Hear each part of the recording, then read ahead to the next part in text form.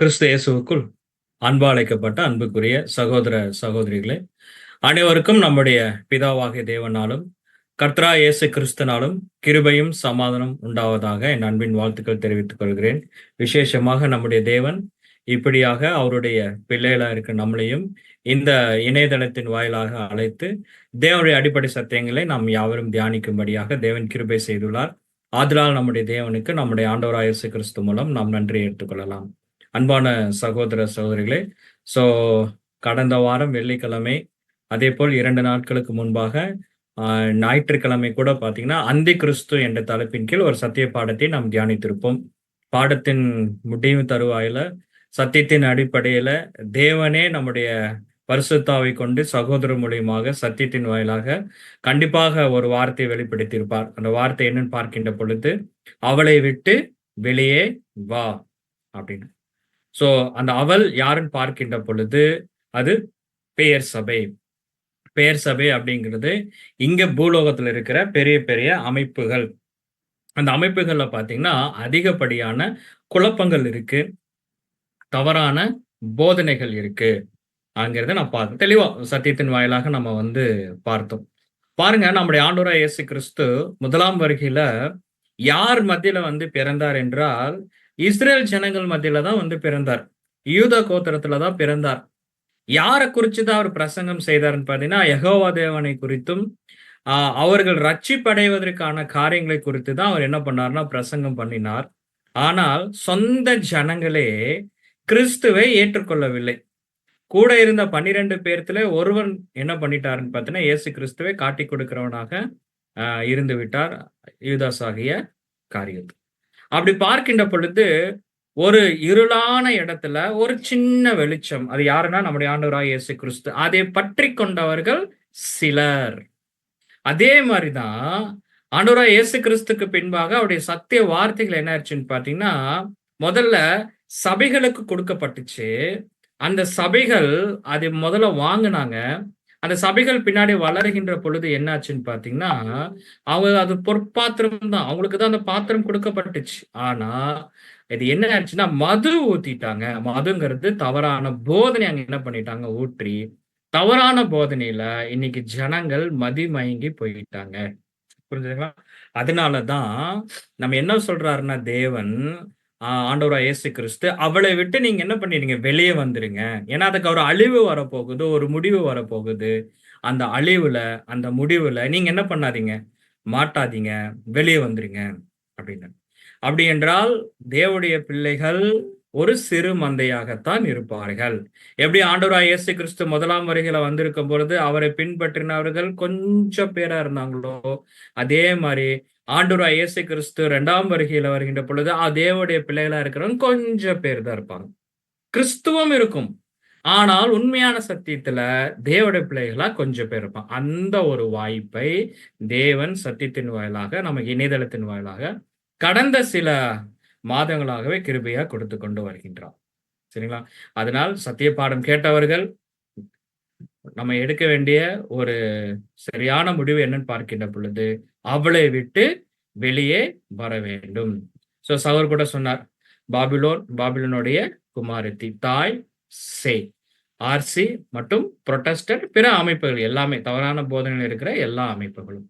So இன்றைய நாள்ல நாம பார்க்க போற பாடத்தின் தலைப்பு சகோதரர் சொன்ன மாதிரி தேவனுடைய மனுஷன். இது ஒரு நிழலும் பொருளுமான ஒரு பாடம்.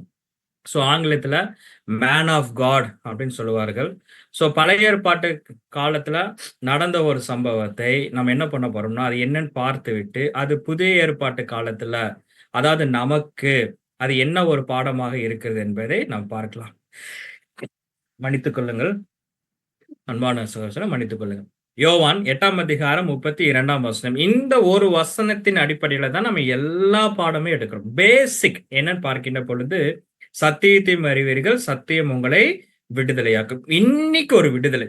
எப்படி விடுதலை அப்படின்னு பாத்தீங்கன்னா, கடந்த 2 பாடங்கள் நம்ம பார்த்தோம் பாத்தீங்களா? அதாவது கடந்த 2 நாட்களாக வெள்ளி மற்றும் ஞாயிற்றுக்கிழமை பாடம் பார்த்தோம் பாத்தீங்களா? அதுல இருந்து ஒட்டி வருகின்ற ஒரு சப்ஜெக்ட், ஒரு தெளிவான ஒரு விளக்கத்தை கொடுக்கக்கூடிய ஒரு பாடம். அப்ப இன்னைக்கு ஒரு விடுதலை தேவன் நிச்சயமாக இந்த பாடத்தின் மூலமா கொடுக்க போகிறார். சோ இந்த தேவனுடைய மனுஷன். இந்த பாடம் எங்கிருந்து ஆரம்பிக்கப்படுகிறது அப்படின்னு பார்க்கின்ற பொழுது, இஸ்ரேல் ஜனங்கள் எகிப்துல ரொம்ப சந்தோஷமா இருக்கிறாங்க. ஃபர்ஸ்ட். ஏன்னா, யோவான் சாரி மன்னிக்கவும். யோசேப்பு பார்வோனுக்கு அடுத்த நிலைமையில இருக்கின்ற பொழுது, முதல்ல யோசேப்பின் நிமித்தமாக ஆ அவங்களுடைய சகோதரர்கள், அதற்கு பின்பாக வந்த இஸ்ரேல் ஜனங்களுக்கு ஒரு பிளெஸ்ஸிங் இருந்துச்சு. யோசேப்பை மறந்த ஒரு பார்வோன் அங்க வருகிறார். அதனால பார்த்தீங்கன்னா, நெறைய பனிஷ்மென்ட் யாருக்கு குடுக்குறாங்கன்னு பார்த்தீங்கன்னா, இஸ்ரேல் ஜனங்களுக்கு. இதோட பனிஷ்மென்ட்டோடைய மெயின் கான்செப்ட் என்னன்னா, இஸ்ரேல் ஜனங்கள் பலுகி பெருகக்கூடாது. ஏன்னா பலுகி பெருகிட்டாங்கன்னா, அவங்க எகிப்து முழுவதும் இஸ்ரேல் ஜனங்களா இருந்து, அவங்களுக்கு ஒரு ராஜாவை ஏற்படுத்தி விடுவார்கள் ஒரு பயம் யாருக்கு வந்துருச்சுன்னா, பார்வோனுக்கு வந்துருச்சு. உடனே என்ன பண்ணிட்டாருன்னா, ஆண் குழந்தைகள எல்லாம் கொன்றுங்க. ஆண்களை எல்லாம் அதிகமா வேலை வாங்குங்க அப்படின்னு சொல்லி டாஸ்க் மாஸ்டர் வச்சு பயங்கரமா கொடுமை பண்றாங்க. அப்ப இவருடைய கூக்குரல், இவருடைய சத்தம் யாருக்கு எட்டுதுன்னு பார்த்தீங்கன்னா, யெகோவா தேவனுக்கு எட்டுது. அப்ப தேவன் என்ன பண்றாருன்னா, அங்க ஒருத்தர அழைக்கிறார். மோசே. இது நான் உங்களுக்கு அவுட்லைன் சொல்றேன். நான் ரொம்ப டீப்பா உள்ள போகல. இப்ப மோசேய அழைச்சு என்ன சொல்றாருன்னா, "நீ போய் என்ன பண்ணுன்னா, பார்வோன்ட்ட சொல்லி என் ஜனங்களை நீ என்ன பண்ணிரு, வெளிய கூட்டிட்டு வா. கானான் தேசத்துக்கு கூட்டிட்டு போன்னு" சொல்றாரு. அப்ப மோசே போய் சொன்னா உடனே பார்வோன் கேட்பாரா? கண்டிப்பா கேட்க மாட்டார். அப்ப அவங்களுக்கு அந்த தேசத்துல என்ன வருதுன்னு பார்த்தீங்கன்னா, 10 வாதைகள் வருது. 9 வாதை வருகின்ற வரைக்கும் பார்வோன் எதுவுமே கேட்கவே இல்ல. எந்த இதுக்கும் அவர் மனசு இறங்கவும் இல்லை. மனசு இறங்குவார், உடனே கடினப்படுத்துவார். மனசு இறங்குவார், உடனே கடினமாயிருவார். அப்ப என்ன நடந்துச்சுன்னு பார்த்தீங்கன்னா, 10வது வாடை 10வது வாதை. தி 10த் பிளேக் ஆங்கிலத்துல சொல்லுவாங்க. தலைச்சன் சங்காரம் பிள்ளை. The death of first born. So அந்த வாதை வந்த உடனே எல்லா தலைச்சன் பிள்ளையும் அங்க இறக்குறாங்க. அதாவது எகிப்தில இருக்க எல்லா தலைச்சன் பிள்ளையும் இறக்குறாங்க. இஸ்ரேல் ஜனங்கள் மத்தியில இருக்கின்ற அவங்களுடைய தலைச்சன் பிள்ளை மட்டும் இறக்கவில்லை. இதை பார்த்து பயந்து நடுங்கி போன பார்வோன் மோசேவையும் ஆரோனையும் கூப்பிட்டு என்ன சொல்றாருன்னா, உடனடியா நீங்க எகிப்து விட்டு என்ன பண்ணிருங்க, வெளிய போயிருங்க அப்படின்னு சொல்றாங்க. உடனே என்ன பண்றாங்கன்னா, மோசே அ இஸ்ரேல் ஜனங்களை 6,00,000 புருஷர்களை என்ன பண்றாருன்னா, வழி நடத்திட்டு போகிறார். அதுக்கப்புறம் திரும்ப செங்கடல் வருது. செங்கடல் எல்லாம் பிளந்து, தேவன் பிளந்து அங்க ஒரு வழியை காட்டுறார். மன்னா எல்லாமே கடந்து என்ன பண்றாருன்னா, வாக்களிக்கப்பட்ட தேசத்துக்கு போய் என்ன பண்ணிடுறாங்கன்னா சேர்ந்துடுறாங்க. அந்த வாக்களிக்கப்பட்ட தேசத்துக்கு போய் சேர்ந்த பின்பாக 450 வருடங்கள் யாருடைய காலப்பகுதின்னு பார்த்தீங்கன்னா, நியாயாதிபதிகள் காலப்பகுதி. இதுல தான் யெப்தா, கிதியோன், சிம்சோன், தெபோராள் நம்மெல்லாம் படிக்கிறோம் பார்த்தீங்களா? இவங்கெல்லாம் நியாயாதிபதிகள் காலத்துல வாழ்ந்தவர்கள். இஸ்ரேல் ஜனங்களை நியாயம் விசாரித்தவர்கள். சோ நியாயாதிபதி காலம் பார்த்தீங்கன்னா, அங்க ஒரு இஸ்ரேல் ஜனங்களுக்கு ஒரு சந்தோஷத்தை குடுத்துச்சான்னு பார்த்தீங்கன்னா, அங்க இஸ்ரேல் ஜனங்களுக்கு சந்தோஷத்தலாம் குடுக்கவே இல்ல. காரணம் என்ன? இவங்க கீழ்ப்படியல. இஸ்ரேல் ஜனங்க. அவங்க என்ன கேட்டாங்க? எங்களுக்கு ராஜாக்கள் வேணும்னு கேட்டாங்க. மனம் போன போக்குல எல்லாரும் செஞ்சு கொண்டு இருந்தாங்க. அப்ப தேவனுடைய பார்வையில நியாயாதிபதிகள் பீரியட் இஸ்ரேல் ஜனங்களுக்கு ஒரு ஃபெயிலியர் தான். அவங்க மனம் திரும்ப முடியல. சரி அவங்க கேட்ட மாரியே ராஜாக்களை தேவன் என்ன பண்றாருன்னா குடுக்கிறார். அந்த ராஜாக்கள் பார்த்தீங்கன்னா, அது முதல் ராஜா சவுல் 40 வருடம் முழுமையாக அரசாளுகிறார். அதுக்கப்புறம் தாவீது, இவர் ஒரு 40 வருடம் முழுமையாக அரசாளுகிறார். அப்புறம் ஒரு 40 வருடம் சாலமோன் அரசாளுகிறார். இப்பதான் முக்கியமான காரியத்துக்குள்ள வரும். அப்ப இந்த இஸ்ரேல் ஜனங்கள் சமஸ்த இஸ்ரேல் சொல்லுவாங்க. சமஸ்த இஸ்ரேல்ங்கிறது வேற எதுவுமே கிடையாதுங்க. இந்த 12 கோத்திரம் இருக்கு பாத்தீங்களா? யாக்கோபுடைய பசங்க. இந்த 12 கோத்திரம் உள்ள ஜனங்கள் தான் கானான் தேசத்துக்கு போய் என்ன பண்ணிடுறாங்கன்னா, பலுகி பெருகிடுறாங்க. ஆல்ரெடி அவங்க எகிப்துல பலுகி பெருகிட்டாங்க. அப்ப இந்த 12 பேர் சேர்ந்தது தான் சமஸ்த இஸ்ரேல். இதான் இஸ்ரேலின் 12 கோத்திரம். அப்ப 12 கோத்திரத்தையும் முழுமையாக ஆளுகை செய்தவர் யாருன்னு பார்த்தீங்கன்னா, ஒண்ணு சவுல், தாவீது, அதுக்கப்புறம் சாலமோன். சாலமோனுக்கு பின்பாக ராஜ்யபாரம் 2ஆக பிரிக்கப்படுகிறது. இப்பதான் ஒரு சாலமோனுக்கு பின்பாக ராஜ்யபாரம் 2ஆக பிரிக்கப்படுகிறது. 10 கோத்திரம் தனியாகவும் 2 கோத்திரம் தனியாகவும் பிரிக்கப்படுகிறது. இந்த 10 கோத்திரத்துடைய தலைநகரம் என்னன்னு பார்க்கின்ற பொழுது சமாரியா. இந்த சமாரியாவை யார் ஆளுகை செய்யறாருன்னு பாத்தீங்கன்னா யெரொபெயாம். இந்த யெரொபெயாம்ங்கிறது வேற யாருமே கிடையாது, சாலமோனுடைய படைத்தளபதி. இந்த 2 கோத்திரத்தை எது தலைநகரமாக வச்சுக்கிட்டாங்கன்னு பார்த்தீங்கன்னா, எருசலேம். எருசலேமை அரசாளுகிறது யாருன்னு பார்த்தீங்கன்னா, ரெகோபயாம். இந்த ரெகோபயாம்ங்கிறது வேற யாருமே கிடையாது. சாலமோனுடைய பையன். அவருடைய சன். அப்போ சாலமோனுடைய பையனுக்கு 2 கோத்திரம். சாலமோனுடைய படை தளபதிக்கு 10 கோத்திரம். அப்போ இந்த 10 கோத்திரத்தை என்ன அழைப்பாங்கன்னா பைபிள்ல இஸ்ரேல். இந்த 2 கோத்திரத்தை பைபிள்ல எப்படி அழைப்பாங்கன்னா யூதா. அப்ப யூதாக்குள்ள யார் இருக்குன்னா யூதாவும் பெஞ்சமினும் இருக்கிறாங்க. அதே மாதிரி பாத்தீங்கன்னா இஸ்ரேல் சொல்லுகின்ற பொழுது அங்க 10 கோத்திரம் இருக்கு. இதுதான் டிவைடட் கிங்டம் சொல்லுவாங்க. அப்ப இந்த டிவைடட் கிங்டம்ல மேல எரோபயம் கண்ட்ரோல்ல நார்த்தன் கிங்டம் பெருசா இருக்கும். நார்த்தன் கிங்டம் ஏன்னா அதுல 10 கோத்திரம் அங்க இருக்கிறாங்க. அதுக்கு கீழே யாருன்னு பார்க்கின்ற பொழுது ரெகோபயம். இந்த ரெகோபயம் வேற யாருமே கிடையாது, சாலமோடைய சன். அவங்க 2 கோத்திரம் தான். என்னன்னு பாத்தீங்கன்னா யூதா மற்றும் பெஞ்சமின். இதுல ஒரு பிளெஸிங் யாருக்கு இருந்துச்சுன்னு பாத்தீங்கன்னா ரெகோபயாம்க்கு இருந்துச்சு. காரணம் என்னன்னா அங்கதான் ஜெருசலேம் இருக்கு. ஜெருசலேம் தான் தேவனுடைய ஆலயம் இருக்கு. சரிங்களா? இப்போ இந்த 10 கோத்திரம் ராஜா இருக்கிறார் பாத்தீங்கன்னா யெரொபெயாம். இவரு பார்த்துக்கிட்டே இருக்கிறாரு. என்ன பார்த்துட்டே இருக்கும் பொழுது வருஷந்தோறும் ஜனங்கள் என்ன பண்றாங்கன்னா பலி செலுத்துவதற்காக ஆலயத்துக்கு போறாங்க. அப்ப ஆலயம் எங்க இருக்கு அப்படின்னு பாத்தீங்கன்னா ஜெருசலேம் இருக்கு. சாலமோன் கட்டின தேவாலயம் அங்க இருக்கு. என்னதான் ஜனங்கள் நம்ம கண்ட்ரோல்ல இருந்தாலுமே இந்த 10 கோத்திரத்தோடைய ஜனங்களுடைய ஆலயம் எங்க இருக்குன்னு பாத்தீங்கன்னா ஜெருசலேம்ல இருக்கு. ஜெருசலேம் யாரு ஆளுகை செய்யறார்? சாலமோனுடைய சன் ரெகோபயம் ஆளுகை செய்யறார். இப்ப இவருக்கு பயம் வந்துருச்சு. எப்படின்னா இந்த 10 கோத்திரத்து ஜனங்கள் இப்படியே எருசலேமுக்கு போய்கிட்டே இருந்தாங்கன்னா ஒரு ஸ்டேஜ்ல மனசு என்ன மாறிடும் அப்படின்னா ரெகோபயம் பக்கமா இவங்க என்ன பண்ணிடுவாங்க, திரும்பிடுவாங்க அப்படின்னு சொல்லி இவருக்கு ஒரு ஃபியர் வந்துருச்சு. உடனே என்ன செய்யறார்? வசனங்கள் வாசிக்கலாம் பாருங்க. 1 ராஜாக்கள் 12ஆம் அதிகாரம் 27ஆம் வசனம். 1 ராஜாக்கள் 12ஆம் அதிகாரம் 27ஆம் வசனம். இந்த ஜனங்கள் எருசலேமில் உள்ள கர்த்தருடைய ஆலயத்திலே பலிகளை செலுத்த போனால் இந்த ஜனங்கள் இருதயம் யூதாவின் ராஜாவாகிய ரெகோபயாம் என்னும் தங்கள் ஆண்டவன் வசமாய் திரும்பி அவர்கள் என்னை கொன்று போட்டு யூதாவின் ராஜாவாகிய ரெகோபயாமின் பாரிசமாய் போய்விடுவார்கள் என்று தன் மனதிலே சிந்தித்துக் கொண்டிருந்தான். எவ்வளவு ஒரு ஒரு ஒரு தவறான சிந்தனை. இதைத்தான் ஆங்கிலத்தில் எப்படி சொல்லணும்னா it's some of criminal mind. தவறான சிந்திக்கக்கூடிய ஒரு மனம். எப்படி பார்த்துட்டே இருக்கிறார். ஓ, ஜனங்கள் எருசலேம் போயிட்டே இருந்தாங்கன்னா யார் பக்கமா திரும்பிடுவாங்க? ரெகோபயம் பக்கமா திரும்பிடுவாங்க. அப்போ என்ன செய்யலன்னா இந்த ஜனங்களை அங்க போக விடாமல் தடுக்க வேண்டும் அப்படின்னு சொல்லி என்ன பண்றாருன்னா தன்னோட அரசபையில் இருக்கிற நிறைய அறிஞர்கள், ஞானவான்கள், மந்திரிமார்கள் எல்லாத்தையும் கூப்பிடுறாரு. இங்க வாங்க, எல்லாரும் வாங்க. இந்த ஜனங்கள் எருசலேமுக்கு போகக்கூடாது. 10 கோத்திர ஜனங்கள் இங்கதான் இருக்க வேணும். என்ன பண்ண வேண்டும் அப்படின்னு ஒரு ஆலோசனை வைக்கின்ற பொழுது அவங்களோட ஹிஸ்டரி எல்லாம் எடுங்க அப்படிங்கிறாங்க. அப்படி இஸ்ரேலோடைய வரலாறு என்ன கொஞ்சம் படிக்கலாம் அப்படிங்கிறாங்க. இஸ்ரேலோட வரலாறு அப்படின்னு படிக்கின்ற பொழுது ஒண்ணும் கிடையாது. பாத்தீங்கன்னா ரொம்ப மோசமாகத்தான் இருக்கு. அந்த மோசத்தை ஒண்ணு கண்டுபிடிச்சிட்டார். யாரு? யெரொபெயாம். எப்படி கண்டுபிடிக்கிறான்னா அவருக்கு எப்படி ஆளுகை செய்யறாங்க பாருங்க. அதாவது ஆலோசனை கொடுக்குறாங்க. ஆளுகையில ஆலோசனை. ராஜா, இந்த இஸ்ரேல் ஜனங்கள் எப்படிப்பட்டவர்கள் தெரியுங்களா? கொஞ்ச நாளைக்கு நல்லா இருப்பாங்க, அப்புறம் முரட்டாட்டம் பிடிச்சுக்குவாங்க. அப்புறம் தேவன்கிட்ட நன்மை வாங்குவாங்க, அப்புறம் தீமை செய்வாங்க. இப்படித்தான் ஒரு நாள் இவங்க என்ன ஆச்சுன்னு பாத்தீங்கன்னா 10 வாதைகள் தேவன் அனுப்பிச்சு பார்வோன்ல இருந்து விடுதலாகி மோசே கூட்டிட்டு வந்தார். மோசே தான் வழி நடத்திட்டு வந்தார். சரிங்களா? செங்கடல் எல்லாம் பிளந்தார், மண்ணாலாம் தேவன் கொடுத்தாரு. ஜனங்களுக்காக மோசே தான் போய் பேசுவார். அப்படி ஒரு நாள் மோசே என்ன 40 நாள் இவர்கள் மத்தியில இல்லாம தேவனோட பேசுவதற்காக அவர் மலை மேல போயிட்டார். போனவர் என்னாச்சுன்னு பாத்தீங்கன்னா வரல. ரொம்ப நாட்கள் வரல.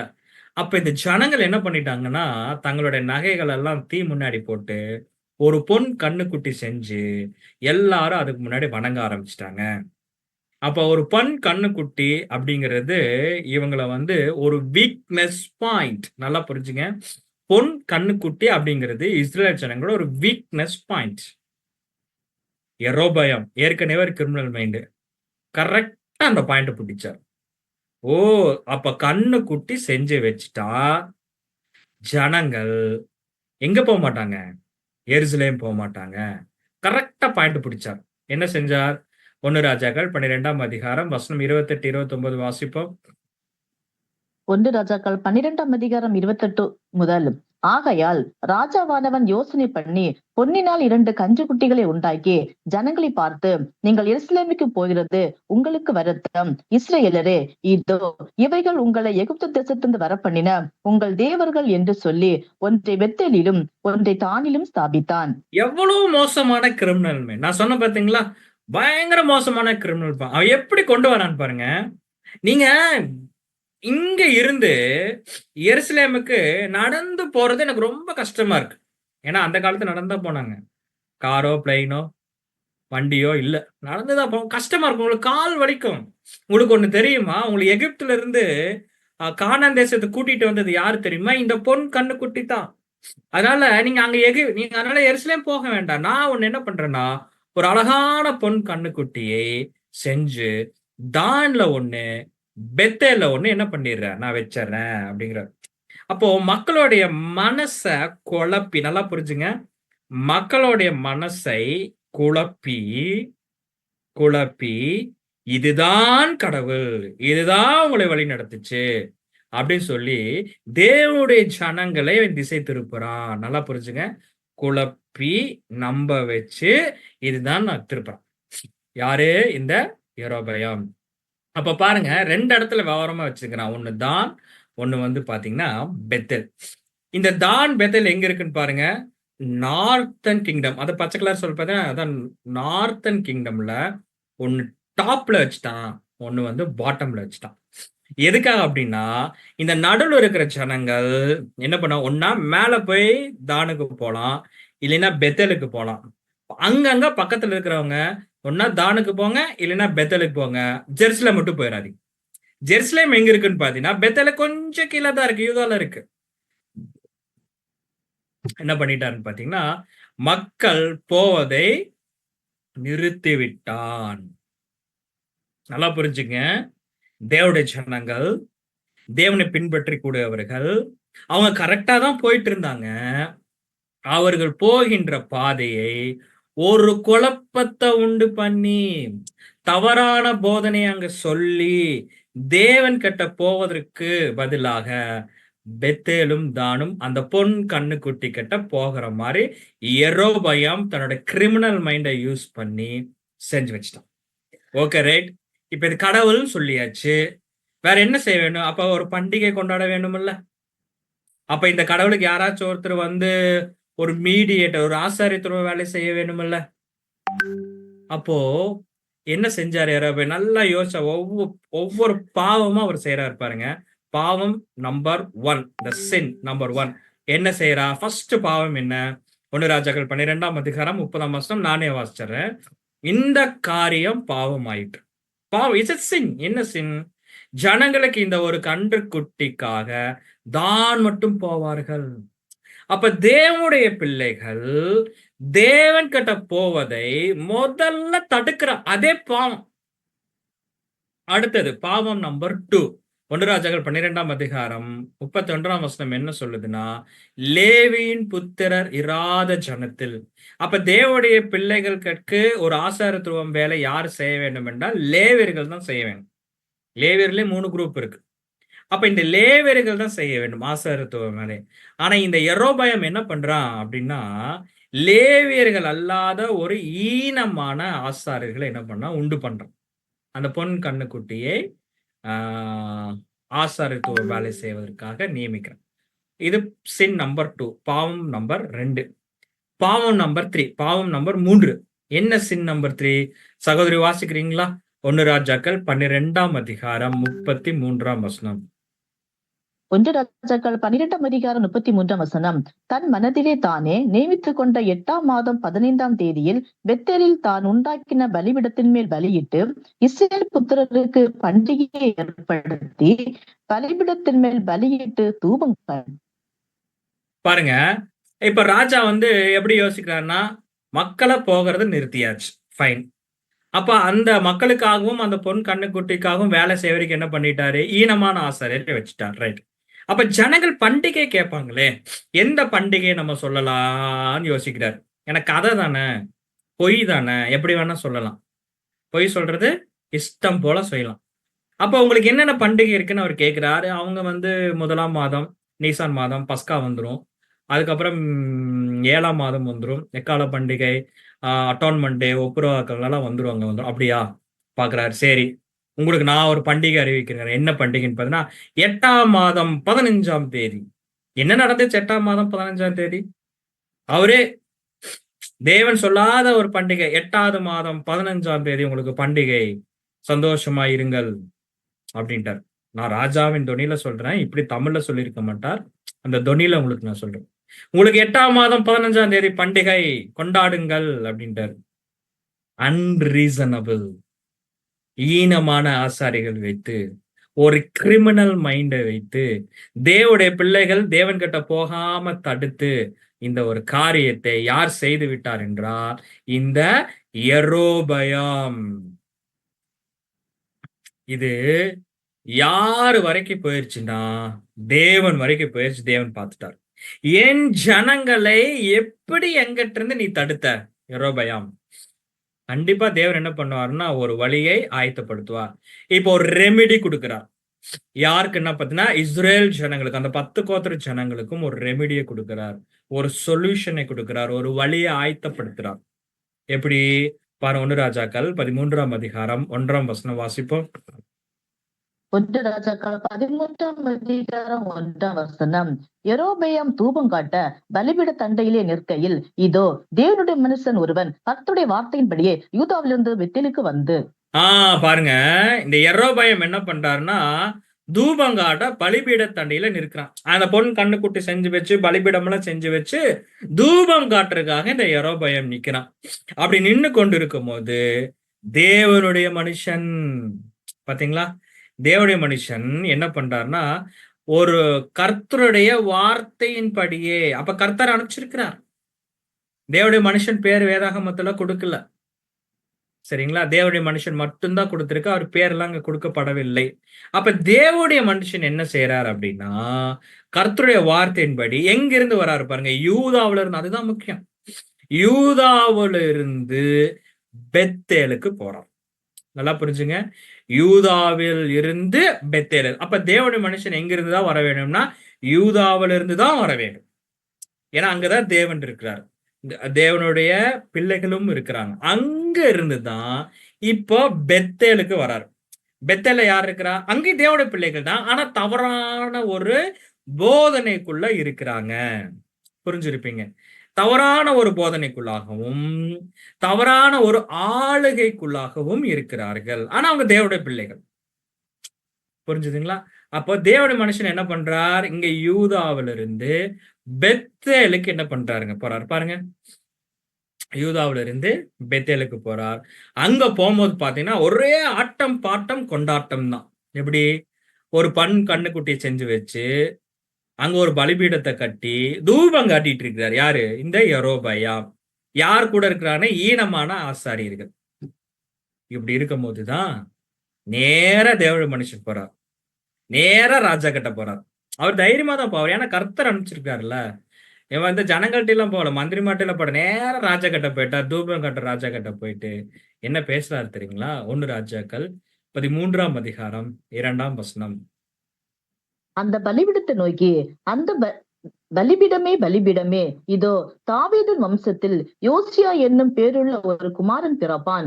அவன் உன்மேல் தூபம் காட்டுகிற மேடைகளின் ஆசாரியர்களை உன்மேல் பலியிடுவான். மனுஷரின் எலும்புகளும் உன்மேல் சுட்டரிக்கப்படும் என்பதை கர்த்தர் உரைக்கிறார் என்று கர்த்தருடைய வார்த்தையை கூறி. பாருங்க, நல்ல ஒரு வார்த்தை. நீங்க நல்லா அண்டர்ஸ்டாண்ட் பண்ணி பாருங்க. இந்த பைபிள்ல நல்லா ஒரு டீப் அண்டர்ஸ்டாண்டிங்ல போனீங்கன்னா நல்லா ஒரு விஷயம் நமக்கு ஒரு கியூரியாசிட்டி நமக்கு உண்டு பண்ணும். எப்படின்னு பாருங்க, அந்த அந்த தேவனுடைய மனுஷன் பேசுகிற அந்த வார்த்தை பாருங்க. அந்த பலிபீடத்தை நோக்கி பலிபீடமே பலிபீடமே 2 டைம்ஸ். இயேசு கிறிஸ்து பேசுறது கேட்டிருக்குமாமா? பைபிள்ல வாசிச்சிருக்கிறோமா? மெய்யாகவே மெய்யாகவே. வெளிப்படுத்தின விசேஷத்துல நம்ம என்ன படிச்சோம்? சண்டே பாபிலோன் விழுந்தது விழுந்தது 2 டைம். பாத்தீங்களா? விழுந்தது விழுந்தது, மெய்யாகவே மெய்யாகவே, பலிபீடமே பலிபீடமே. ஏன் 2 டைம் அப்படின்னு சொல்லுகின்ற பொழுது, ஒரு பலிபீடம் தான்ல இருக்கு, ஒரு பலிபீடம் பெத்தேல்ல இருக்கு. பலிபீடமே, பலிபீடமே. என்ன சொல்றாருன்னா, தாவீது வம்சத்துல யோசியா ஒரு ராஜா வருவாரு. நீங்க தூபம் காட்டுகிற மேடைகள், ஆசாரியர்கள் எல்லாம் இருக்கிறோம் பாத்தீங்களா? எல்லாத்தையும் அடிச்சு நொறுக்கி சுட்டெரிச்சிருவார் அப்படின்ட்டாரு. இத கேட்ட உடனே யெரொபெயாமுக்கு செம கோவம். நான் உண்டு பண்ணின இந்த பொண்ணுக்குட்டி, நான் உண்டு பண்ணின இந்த பலிபீடத்தை, நான் உண்டு பண்ணின இந்த பண்டிகை மேடைகள் எல்லாம் யோசியா ராஜா அடிச்சு நொறுக்கிருவாரா, சுட்டெரிச்சிருவாரா அப்படின்னு சொல்லி பயங்கர டென்ஷன். சொன்ன அன்னைக்கே பாருங்க, அன்றைய தினம் அவன் ஒரு அடையாளத்தை சொல்லி, இதோ இந்த பலிபீடம் வெடித்து அதன் மேல் உள்ள சாம்பல் கொட்டுண்டு போகும் சொன்னார். அதே மாதிரி வெடிச்சிருச்சுங்க. அடையாளத்தை சொல்றார். யோசியா வந்து அடிச்சு நொறுக்குவார். அதுக்கு அடையாளமா நான் ஒண்ணு சொல்றேன். இப்ப இந்த பலிபீடம் வெடிக்கும் பாருன்னு டம்முன்னு வெடிச்சிருச்சு. செம கோவம் யெரொபெயாமுக்கு. சும்மா இருந்தா கூட பரவாயில்ல. இப்ப வெடிச்சிருச்சா, யெரொபெயாம் சரியான கோவம். யார் மேலன்னு பாத்தீங்கன்னா, இந்த தேவனுடைய மனுஷன் மேல. எப்படி நீ யூதாவில இருந்து எங்க வந்து எனக்கு விரோதமாக பேசி, நான் உண்டு பண்ண பலிபீடத்தையே வெட்டிக்க வச்சிட்டியா? உன்னை என்ன செய்யறேன் பார் அப்படின்னு சொல்லி அவன் என்ன சொல்ல அவர் பிடிப்பதற்காக உத்தரவு அங்க பிறப்பிக்கிறார். பாருங்க 1 ராஜாக்கள் 13ஆம் அதிகாரம் 4ஆம் வசனம் வாசிப்போம். 1 ராஜாக்கள் 13ஆம் அதிகாரம் 4ஆம் வசனம். பெத்தேலில் இருக்கிற அந்த பலிபீடத்திற்கு எதிராக தேவனுடைய மனுஷன் கூறின வார்த்தையை ராஜாவாகிய யெரொபெயாம் கேட்டபோது, அவனை பிடியுங்கள் என்று தன் கையை பலிபீடத்திலிருந்து நீட்டினான். ம். அவனுக்கு விரோதமாய் நீட்டின கை தன்னிடமாக முடக்க கூடாதபடிக்கு மரத்து போயிற்று. பாருங்க எப்படி இருந்துச்சுன்னு. தேவனுடைய மனுஷனுக்கு நேராக கைய நீட்டி இருக்காரு. அன்பான சகோதரர்களே, இப்ப நம்ம நேர்ல பார்க்கல, ஜூம்ல பார்க்கறனால அந்த ஆக்ஷன் பண்ண முடியல. நீங்க புரிஞ்சிருப்பீங்க. நான் உங்களுக்கு அப்படியே கொஞ்சம் புரியும்படியாக இந்த கேமரால உங்களுக்கு நான் காட்டுறேன். பாருங்க, பிடியுங்கள். நீங்க பாருங்க, கையை நீட்டி இருக்கிறார், பிடியுங்கள் அப்படின்ட்டு. ஓகேங்களா? உடனே என்ன ஆச்சுன்னு பார்த்தா, நீட்டின கை அப்படியே நின்னுக்குச்சு. ரிட்டர்ன் போகவே இல்லை. அவ்வளவு எப்படி இருக்கு யோசிச்சு பாருங்களேன். அப்படியே நின்றுச்சு. அதுக்கப்புறம் பலிபீடம் என்ன ஆச்சுன்னு பார்த்தீங்கன்னா, வெட்டிச்சு சுக்கு நூறா போயிருச்சு. யெரொபெயாம் அண்டர்ஸ்டாண்ட் பண்ணிட்டார். ஓ, பலிபீடம் வெடிக்குது, நீட்டின கை என்ன பண்ண முடியல, மடக்க முடியல. வந்தது சாதாரண மனுஷன் இல்ல, தேவனுடைய மனுஷன். சொன்னா முதல்ல புரியாதுங்க. சொன்னா கேட்க மாட்டாங்க. சொன்னா கேலிதான் பண்ணுவாங்க. ஆனா அடையாளத்தை காமிச்சா கப்புன்னு ஆஃப் ஆயிருவாங்க. யார் இங்க ஆஃப் ஆயிருக்கிறாங்கன்னா, யெரொபெயாம். உடனே மனசு மாறுறாரு. யெரொபெயாம் மனசு மாறுறாரு. எனக்கு தெரிஞ்சிருச்சு, நம்ம டூப்ளிகேட், அவருதான் ஒரிஜினல் தெரிஞ்சிருச்சு. நம்ம கிட்ட தேவன் இல்லை. ஏன்னா இவரு பொய்யை தானே உண்டாக்கினார், பொய் தானே சொன்னாரு. உண்மையான தேவன் எருசலேம்ல அல்லவா இருக்கிறாரு. உண்மையான தேவன் பிள்ளைகள் மத்தியில பொய் என்ன தெரியாதுன்னா ரொம்ப நாள் இருக்காது. தெரிஞ்சிருச்சு. இப்ப என்ன சொல்றாரு பாருங்க யெரொபெயாம். 1 ராஜாக்கள் 13ஆம் அதிகாரம் 6ஆம் வசனம். 1 ராஜாக்கள் 13ஆம் அதிகாரம் 6ஆம் வசனம். அப்பொழுது ராஜா தேவனுடைய மனுஷனுக்கு பிரயுத்தமாக, நீ உன் தேவனாகிய கர்த்தருடைய சமூகத்தை நோக்கி வேண்டிக் கொண்டு என் கை முன்போல் இருக்கும்படி எனக்காக விண்ணப்பம் பண்ண வேண்டும் என்றான். அப்பொழுது தேவனுடைய மனுஷன் கர்த்தருடைய சமூகத்தை நோக்கி வருந்தி விண்ணப்பம் செய்தான். ராஜாவின் கை முன்னிருந்தபடி சீர்பட்டது. எப்படி அவர் கேட்டுக்க, நம்ம கை இனி சரியாக வேண்டும் என்றால் கர்த்தரால மட்டும்தான் முடியும். கர்த்தர்கிட்டயே போய் கேட்டுருவோம் சொல்லி தட்டாலடியா யாரு வார்த்தைக்கு கீழ்ப்படிய போயிட்டாருன்னா தேவனுடைய மனுஷன். ரொம்ப கெஞ்சுறார், நீ எப்படியாச்சும் கர்த்தர்கிட்ட பேசி என்ன முடங்கின என் கையை சரி பண்ணுங்கன்னு கேட்கிறார். தேவனுடைய மனுஷனும் வருந்தி விண்ணப்பம் செய்து, அதாவது வருந்தி ஜெபம் செய்து, யார் கை இப்ப சரியாயிருச்சுன்னா யெரொபெயாம் கை இப்ப என்ன ஆயிடுச்சுங்க, சரியாயிருச்சு. இப்பதான் அடுத்த ஒரு காரியத்துக்குள்ள யெரொபெயாம் கொண்டு போகிறார். என்ன செய்யறார்? நான் 1 ராஜாக்கள் 13ஆம் அதிகாரம் 7ஆம் வசனத்துல அவர் சொல்றார் தேவனுடைய மனுஷனை நோக்கி, எனக்கு கை சரியாயிருச்சு, நீங்க ரொம்ப டயர்டா இருந்திருப்பீங்க, ஏன்னா யூதால இருந்து நடந்து வந்திருக்கிறீங்க, அதனால எங்க வீட்டுக்கு வந்து என்ன பண்ணுங்க, இளைப்பாருங்க, எங்க வீட்டுக்கு வாங்க, உங்களுக்கு அங்க போய் ரெஸ்ட், அங்க வீட்டுக்கு வந்து ரெஸ்ட் எடுங்க, உங்களுக்கு நான் வெகுமானம் தருவேன். தெரியுங்களா? உங்களுக்கு நிறைய பரிசை நான் தரேன், நீங்க கெட்டதெல்லாம் நான் கொடுக்குறேன், எங்க வீட்டுக்கு வந்து இளைப்பாருங்க அப்படிங்கிறாங்க. அதுக்கு இந்த தேவனுடைய மனுஷன் என்ன சொல்றாரு பாருங்க. 1 ராஜாக்கள் 13ஆம் அதிகாரம் 9ஆம் வசனத்துல நானே வாசிக்கிறேன் சகோதரி. அந்த மனுஷன் சொல்ற வார்த்தை நல்லா கவனிச்சு பார்க்கலாம். ஏனென்றால் கர்த்தர் சொல்றார், நான் தேவனுடைய மனுஷன் கிட்ட, ஏனென்றால் நீ அப்பம் புசியாமலும் தண்ணீர் குடியாமலும், நீ ஒருவேளை யூதாவில இருந்து பெத்தேல் போனீன்னா அங்க போய் நீ அப்பம் புசிக்க கூடாது. 10 கோத்திர ஜனங்கள் மத்தியில, நார்தன் கிங்டம் மத்தியில, யெரொபெயாம் அரசாளுகை இருக்கின்ற அந்த நிலத்துல நீ அப்பம் புசிக்க கூடாது, தண்ணீர் குடிக்க கூடாது, போன வழியாய் திரும்பாமலும் இருவேன். அப்போ ஒரு வழியில நீ பெத்தேலுக்கு போனீன்னா வேற வழியில யூதாக்கு வந்துரு. போன வழியில என்ன பண்ணாத, திரும்பி வராத அப்படின்னு எனக்கு தேவன் கட்டளையிட்டபடினால், யெரொபெயாம் ராஜாவே, உங்க வீட்டுக்கு நான் வரமாட்டேன், நான் அங்க சாப்பிட மாட்டேன், நான் தண்ணி கூட குடிக்க மாட்டேன், நான் போய் பெத்தேல்ல எதையும் நான் தொடவும் மாட்டேன், நான் அப்படியே ரிட்டன் வேற வழியா போய் யூதாவுல போய் நான் என்ன பண்றேன்னா அப்பமும் புசிச்சுக்கிறேன், தண்ணி குடிச்சுக்கிறேன். இந்த நார்தன் கிங்டம்ல உன் ஆளுகை கீழ இருக்கிற ஜனங்கள் மத்தியில நான் என்ன செய்ய மாட்டேன், அப்பம் புசிக்க மாட்டேன், தண்ணீர் குடிக்க மாட்டேன். இது தேவனுடைய கட்டளை, கட்டளை நான் மீற மாட்டேன் சொல்லிட்டு அவர் வீட்டுக்கு போகல, வேற வழியா போறார். போகும்போது அங்க ஒரு மரம் இருக்கு. இதுதான் கஷ்டமா இருக்கு, இதுதான் கஷ்டமா இருக்கு. போய் எங்க போய் உட்கார்ந்துறாருன்னா கருவாலி மரத்துக்கு கீழே உட்கார்ந்துட்டார். கருவாலி மரத்துல என்ன கனி கிடைக்கும்? சொன்னா யாரும் எந்த பதிலும் சொல்ல முடியாது. காரணம் என்ன? கருவாலி மரத்துல கனி எல்லாம் கிடைக்காது, முள்ளுதான் இருக்கும். முள்ளு வேணா நம்மளை குத்தும். இவருக்கு எங்க எடுக்க தெரியாம நேரா போய் கருவாலி மரத்துல என்ன பண்ணிட்டாருங்க, உட்கார்ந்துட்டாரு. கருவாலி மரத்துல உட்கார்ந்துட்டு இருக்கும் போதுதான் ஒரு தீர்க்கதரிசி. அந்த தீர்க்கதரிசி வேதாகம் எப்படி சொல்லுதுன்னா 1 ராஜாக்கள் 13ஆம் அதிகாரம் 11ஆம் வசனத்துல, கிழவனான ஒரு தீர்க்கதரிசி, வெரி ஓல்டு ப்ராஃபட் எங்க இருக்கிறாரு பாத்தீங்கன்னா பெத்தேலில் இருக்கிறார். அப்பனா 10 கோத்திரத்துக்கு கீழே இருக்கிறார். அப்ப 10 கோத்திரத்துக்கு கீழே இருக்கிற ஒரு கிழவனான தீர்க்கதரிசி நேரா எங்க வரார் அப்படின்னா கருவாலி மரத்துக்கு கீழே உட்கார்ந்து இருக்கிற அந்த தேவனுடைய மனுஷனை நோக்கி வரார். வந்துட்டு என்ன சொல்றாரு பாருங்க. 1 ராஜாக்கள் 13ஆம் அதிகாரம் 14ஆம் வசனம் வாசிப்போம். 1 ராஜாக்கள் 13ஆம் அதிகாரம் 14ஆம் வசனம்.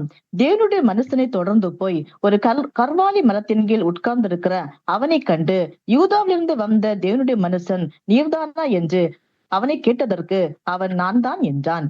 கேட்கிறார், நீங்க தான் அந்த தேவனுடைய மனுஷன், நீங்க தானே யூதால இருந்து வந்திருக்கிறீங்க அப்படின்னு கேட்கிறார். உடனே அந்த தேவனுடைய மனுஷன் சொல்றார், ஆமா நான் தான்ப்பா யூதால இருந்து வந்திருக்கிறேன், தேவனுடைய மனுஷன் நான் தான் அப்படின்னு சொல்லிக்கிறார். உடனே அந்த கிழவனான தீர்க்கதரிசி கருவாரி மரத்துக்கு கீழே உட்கார்ந்துட்டு இருக்க தேவனுடைய மனுஷன் நோக்கி என்ன சொல்றாரு தெரியுங்களா? அப்பொழுது அவனை நோக்கி என்னோட வீட்டுக்கு வந்து அப்பம் புசியும் என்றார். சரி, நீங்க ரொம்ப டயர்டா இருக்கிறீங்க, எங்க வீட்டுக்கு வந்து என்ன பண்ணுங்க, அப்பம் புசிங்க அப்படின்னு சொல்றாரு. உடனே அந்த தேவனுடைய மனுஷன் என்ன ரிப்ளை கொடுக்கிறார் தெரியுங்களா? அந்த யெரொபெயாமுக்கு சொன்னதுதான் இவருக்கும் சொல்றார். ஆனா எப்படி சொல்லி என்ன நடந்துச்சு பாருங்க. 1 ராஜாக்கள் 13ஆம் அதிகாரம் 18ஆம் வசனம் வாசிப்போம். 1 ராஜாக்கள் 13ஆம் அதிகாரம் 18ஆம் வசனம். அதற்கு அவன், உம்மை போல நானும் தீர்க்கதரிசிதான். அவன் அப்பம் புசித்து தண்ணீர் குடிக்க நீ அவனை திருப்பி உன் வீட்டிற்கு அழைத்து கொண்டு வா என்று ஒரு தூதன் கர்த்தருடைய வார்த்தையாக என்னோட சொன்னான் என்று அவனிடத்தில் போய் சொன்னான். பாருங்க, தேவனுடைய மனுஷன் ரிப்ளை பண்றார் அந்த யாருக்கு, அந்த கிழவனான தீர்க்கதரிசிக்கு. இல்ல இல்ல இல்ல, கர்த்தர் சொல்லி இருக்கிறாரு, நீ வந்து யூதாவில இருந்து பெத்தேலுக்கு போகின்ற பொழுது போன வழியாய் திரும்பி வரக்கூடாது. நார்தன் கிங்டம்ல நீ எங்கேயுமே தண்ணீர் குடிக்க கூடாது, அப்பம் புசிக்க கூடாதுன்னு சொல்லியிருக்கிறார். அதனால உங்க வீட்டுக்கு நான் வரமாட்டேன், அப்பம் புசிக்க மாட்டேன், தண்ணீர் குடிக்க மாட்டேன்னு சொல்லியிருக்கிறார். உடனே இந்த கிழவனான தீர்க்கதரிசி என்ன சொல்றாருன்னா, தேவனுடைய மனுஷனே, உம்மை போல் நானும் ஒரு தீர்க்கதரிசி தான். உங்ககிட்ட சொன்ன கடவுள் தான், கர்த்தர் தான் என்கிட்ட சொன்னாரு, தேவனுடைய மனுஷனே கூட்டிட்டு வீட்டுக்கு வா, அவன் ரொம்ப பசியா இருப்பான், ரொம்ப தாகமா இருக்கிறான், அதனால நாங்க அப்பமும் தண்ணீரும் குடு அப்படின்னு என்கிட்ட சொன்னார் என்று பொய் சொல்லிட்டான். ஆனா இந்த தேவனுடைய மனுஷன் என்ன பண்ணிட்டாருன்னா, சொன்னது பொய் என்று தெரியாமல் நேரா அவங்க வீட்டுக்கு போய் அப்பமும் புசிச்சு தண்ணீரும் குடிச்சு விட்டார். 1 ராஜாக்கள் 13ஆம் அதிகாரம் 21ஆம் வசனம் சொல்லுது, அவன் யூதாவிலிருந்து வந்த தேவனுடைய மனுஷனை பார்த்து, யாரு? அந்த கிழவனான தீர்க்கதரிசி அப்பம் புசிச்சு தண்ணீர் குடிச்ச பின்பாக திடீர்னு எந்திரிச்சு என்ன சொல்றாருன்னா, உன் தேவனாகிய கர்த்தர் உனக்கு கற்பித்த கட்டளையை நீ கை கொள்ளாமல் கர்த்தருடைய வாக்கை மீறி நீ மீறிட்ட. நான் பொய் சொன்னதை கூட நீ தெரிந்து கொள்ளாமல் நீ மீறிட்ட. நான் கூட பொய் தான் சொன்னேன். நீ என்ன பண்ணிருக்கலாம்? கர்த்தர்ட்ட கேட்டிருக்கலாம்ல.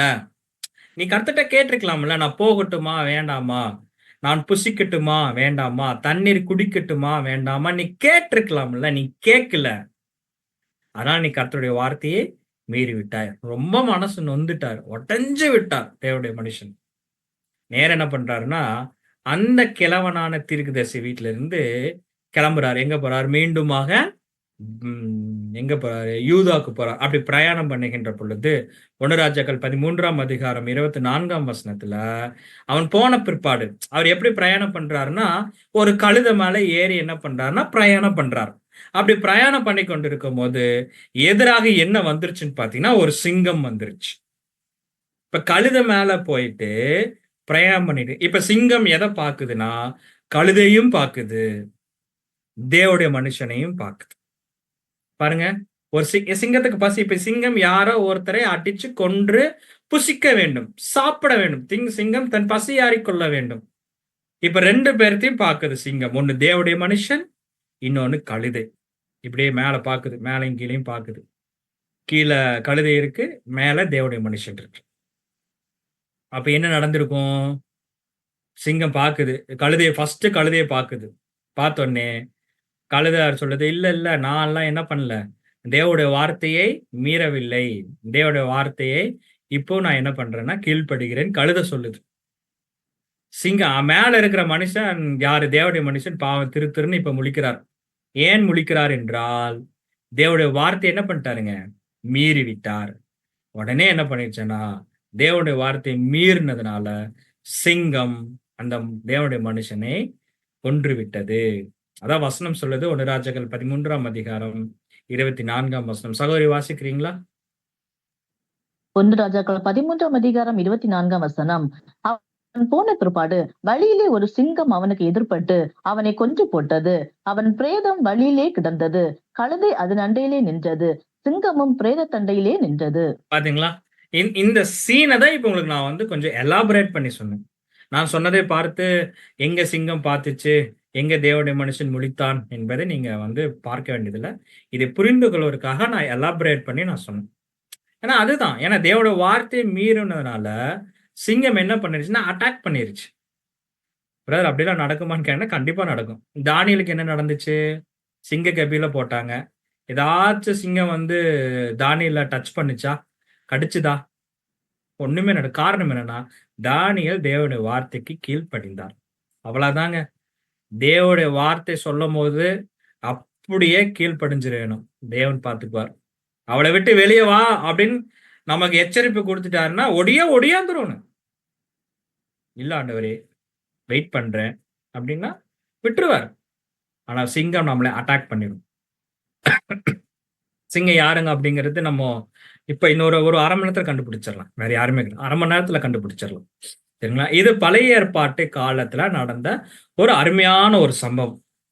நமக்கு தெரியும் பழைய ஏற்பாட்டு காலத்துல நடந்த அனைத்து சம்பவமும் புதிய ஏற்பாட்டு காலத்துல வாழ்கின்ற தேவனுடைய பிள்ளைகளுக்கு இது ஒரு லெசன், ஒரு திருஷ்டாந்தம், நமக்கு ஒரு போதனை. எதுக்குன்னா, நாம் கிறிஸ்துவுக்குள்ளாக ரட்சிப்படைய வேண்டும். அப்போ இப்ப நம்ம ரட்சிப்படைவதற்கு ஒரு பாடத்தை பழைய ஏற்பாட்டு காலத்துல தேவன் நமக்காக வைத்தார். அந்த பாடம் தான் தேவனுடைய மனுஷன். இது எப்படி புரிந்து கொள்ளலாம் அப்படின்னா, 3 அறுவடை அப்படின்னு ஒரு சப்ஜெக்ட் இருக்கு. மேபி நீங்க கேட்டிருக்கலாம், இல்லைன்னா வருகின்ற வாரங்களை நீங்க கேட்கலாம். அந்த 3 அறுவடையில பாத்தீங்கன்னா, இந்த 2ஆம் அறுவடை எதுன்னு பார்க்கின்ற பொழுது, நிலம் அப்படிங்கிறது உலகம், விதை அப்படிங்கிறது பாத்தீங்கன்னா அப்போஸ்தலர்கள். இது 3 அறுவடையில முதல் அறுவடை என்னன்னு பார்க்கின்ற பொழுது, நிலம் இஸ்ரேல் ஜனங்கள், விதை கர்த்தருடைய வார்த்தை. அப்ப கர்த்தருடைய வார்த்தை இயேசு கிறிஸ்துவின் மூலியமாக இஸ்ரேல் ஜனங்கள விதைக்கப்படுகிறது. அதுல அறுவடையாக வந்தது யாருன்னு பாத்தீங்கன்னா 12 அப்போஸ்தலர்கள்.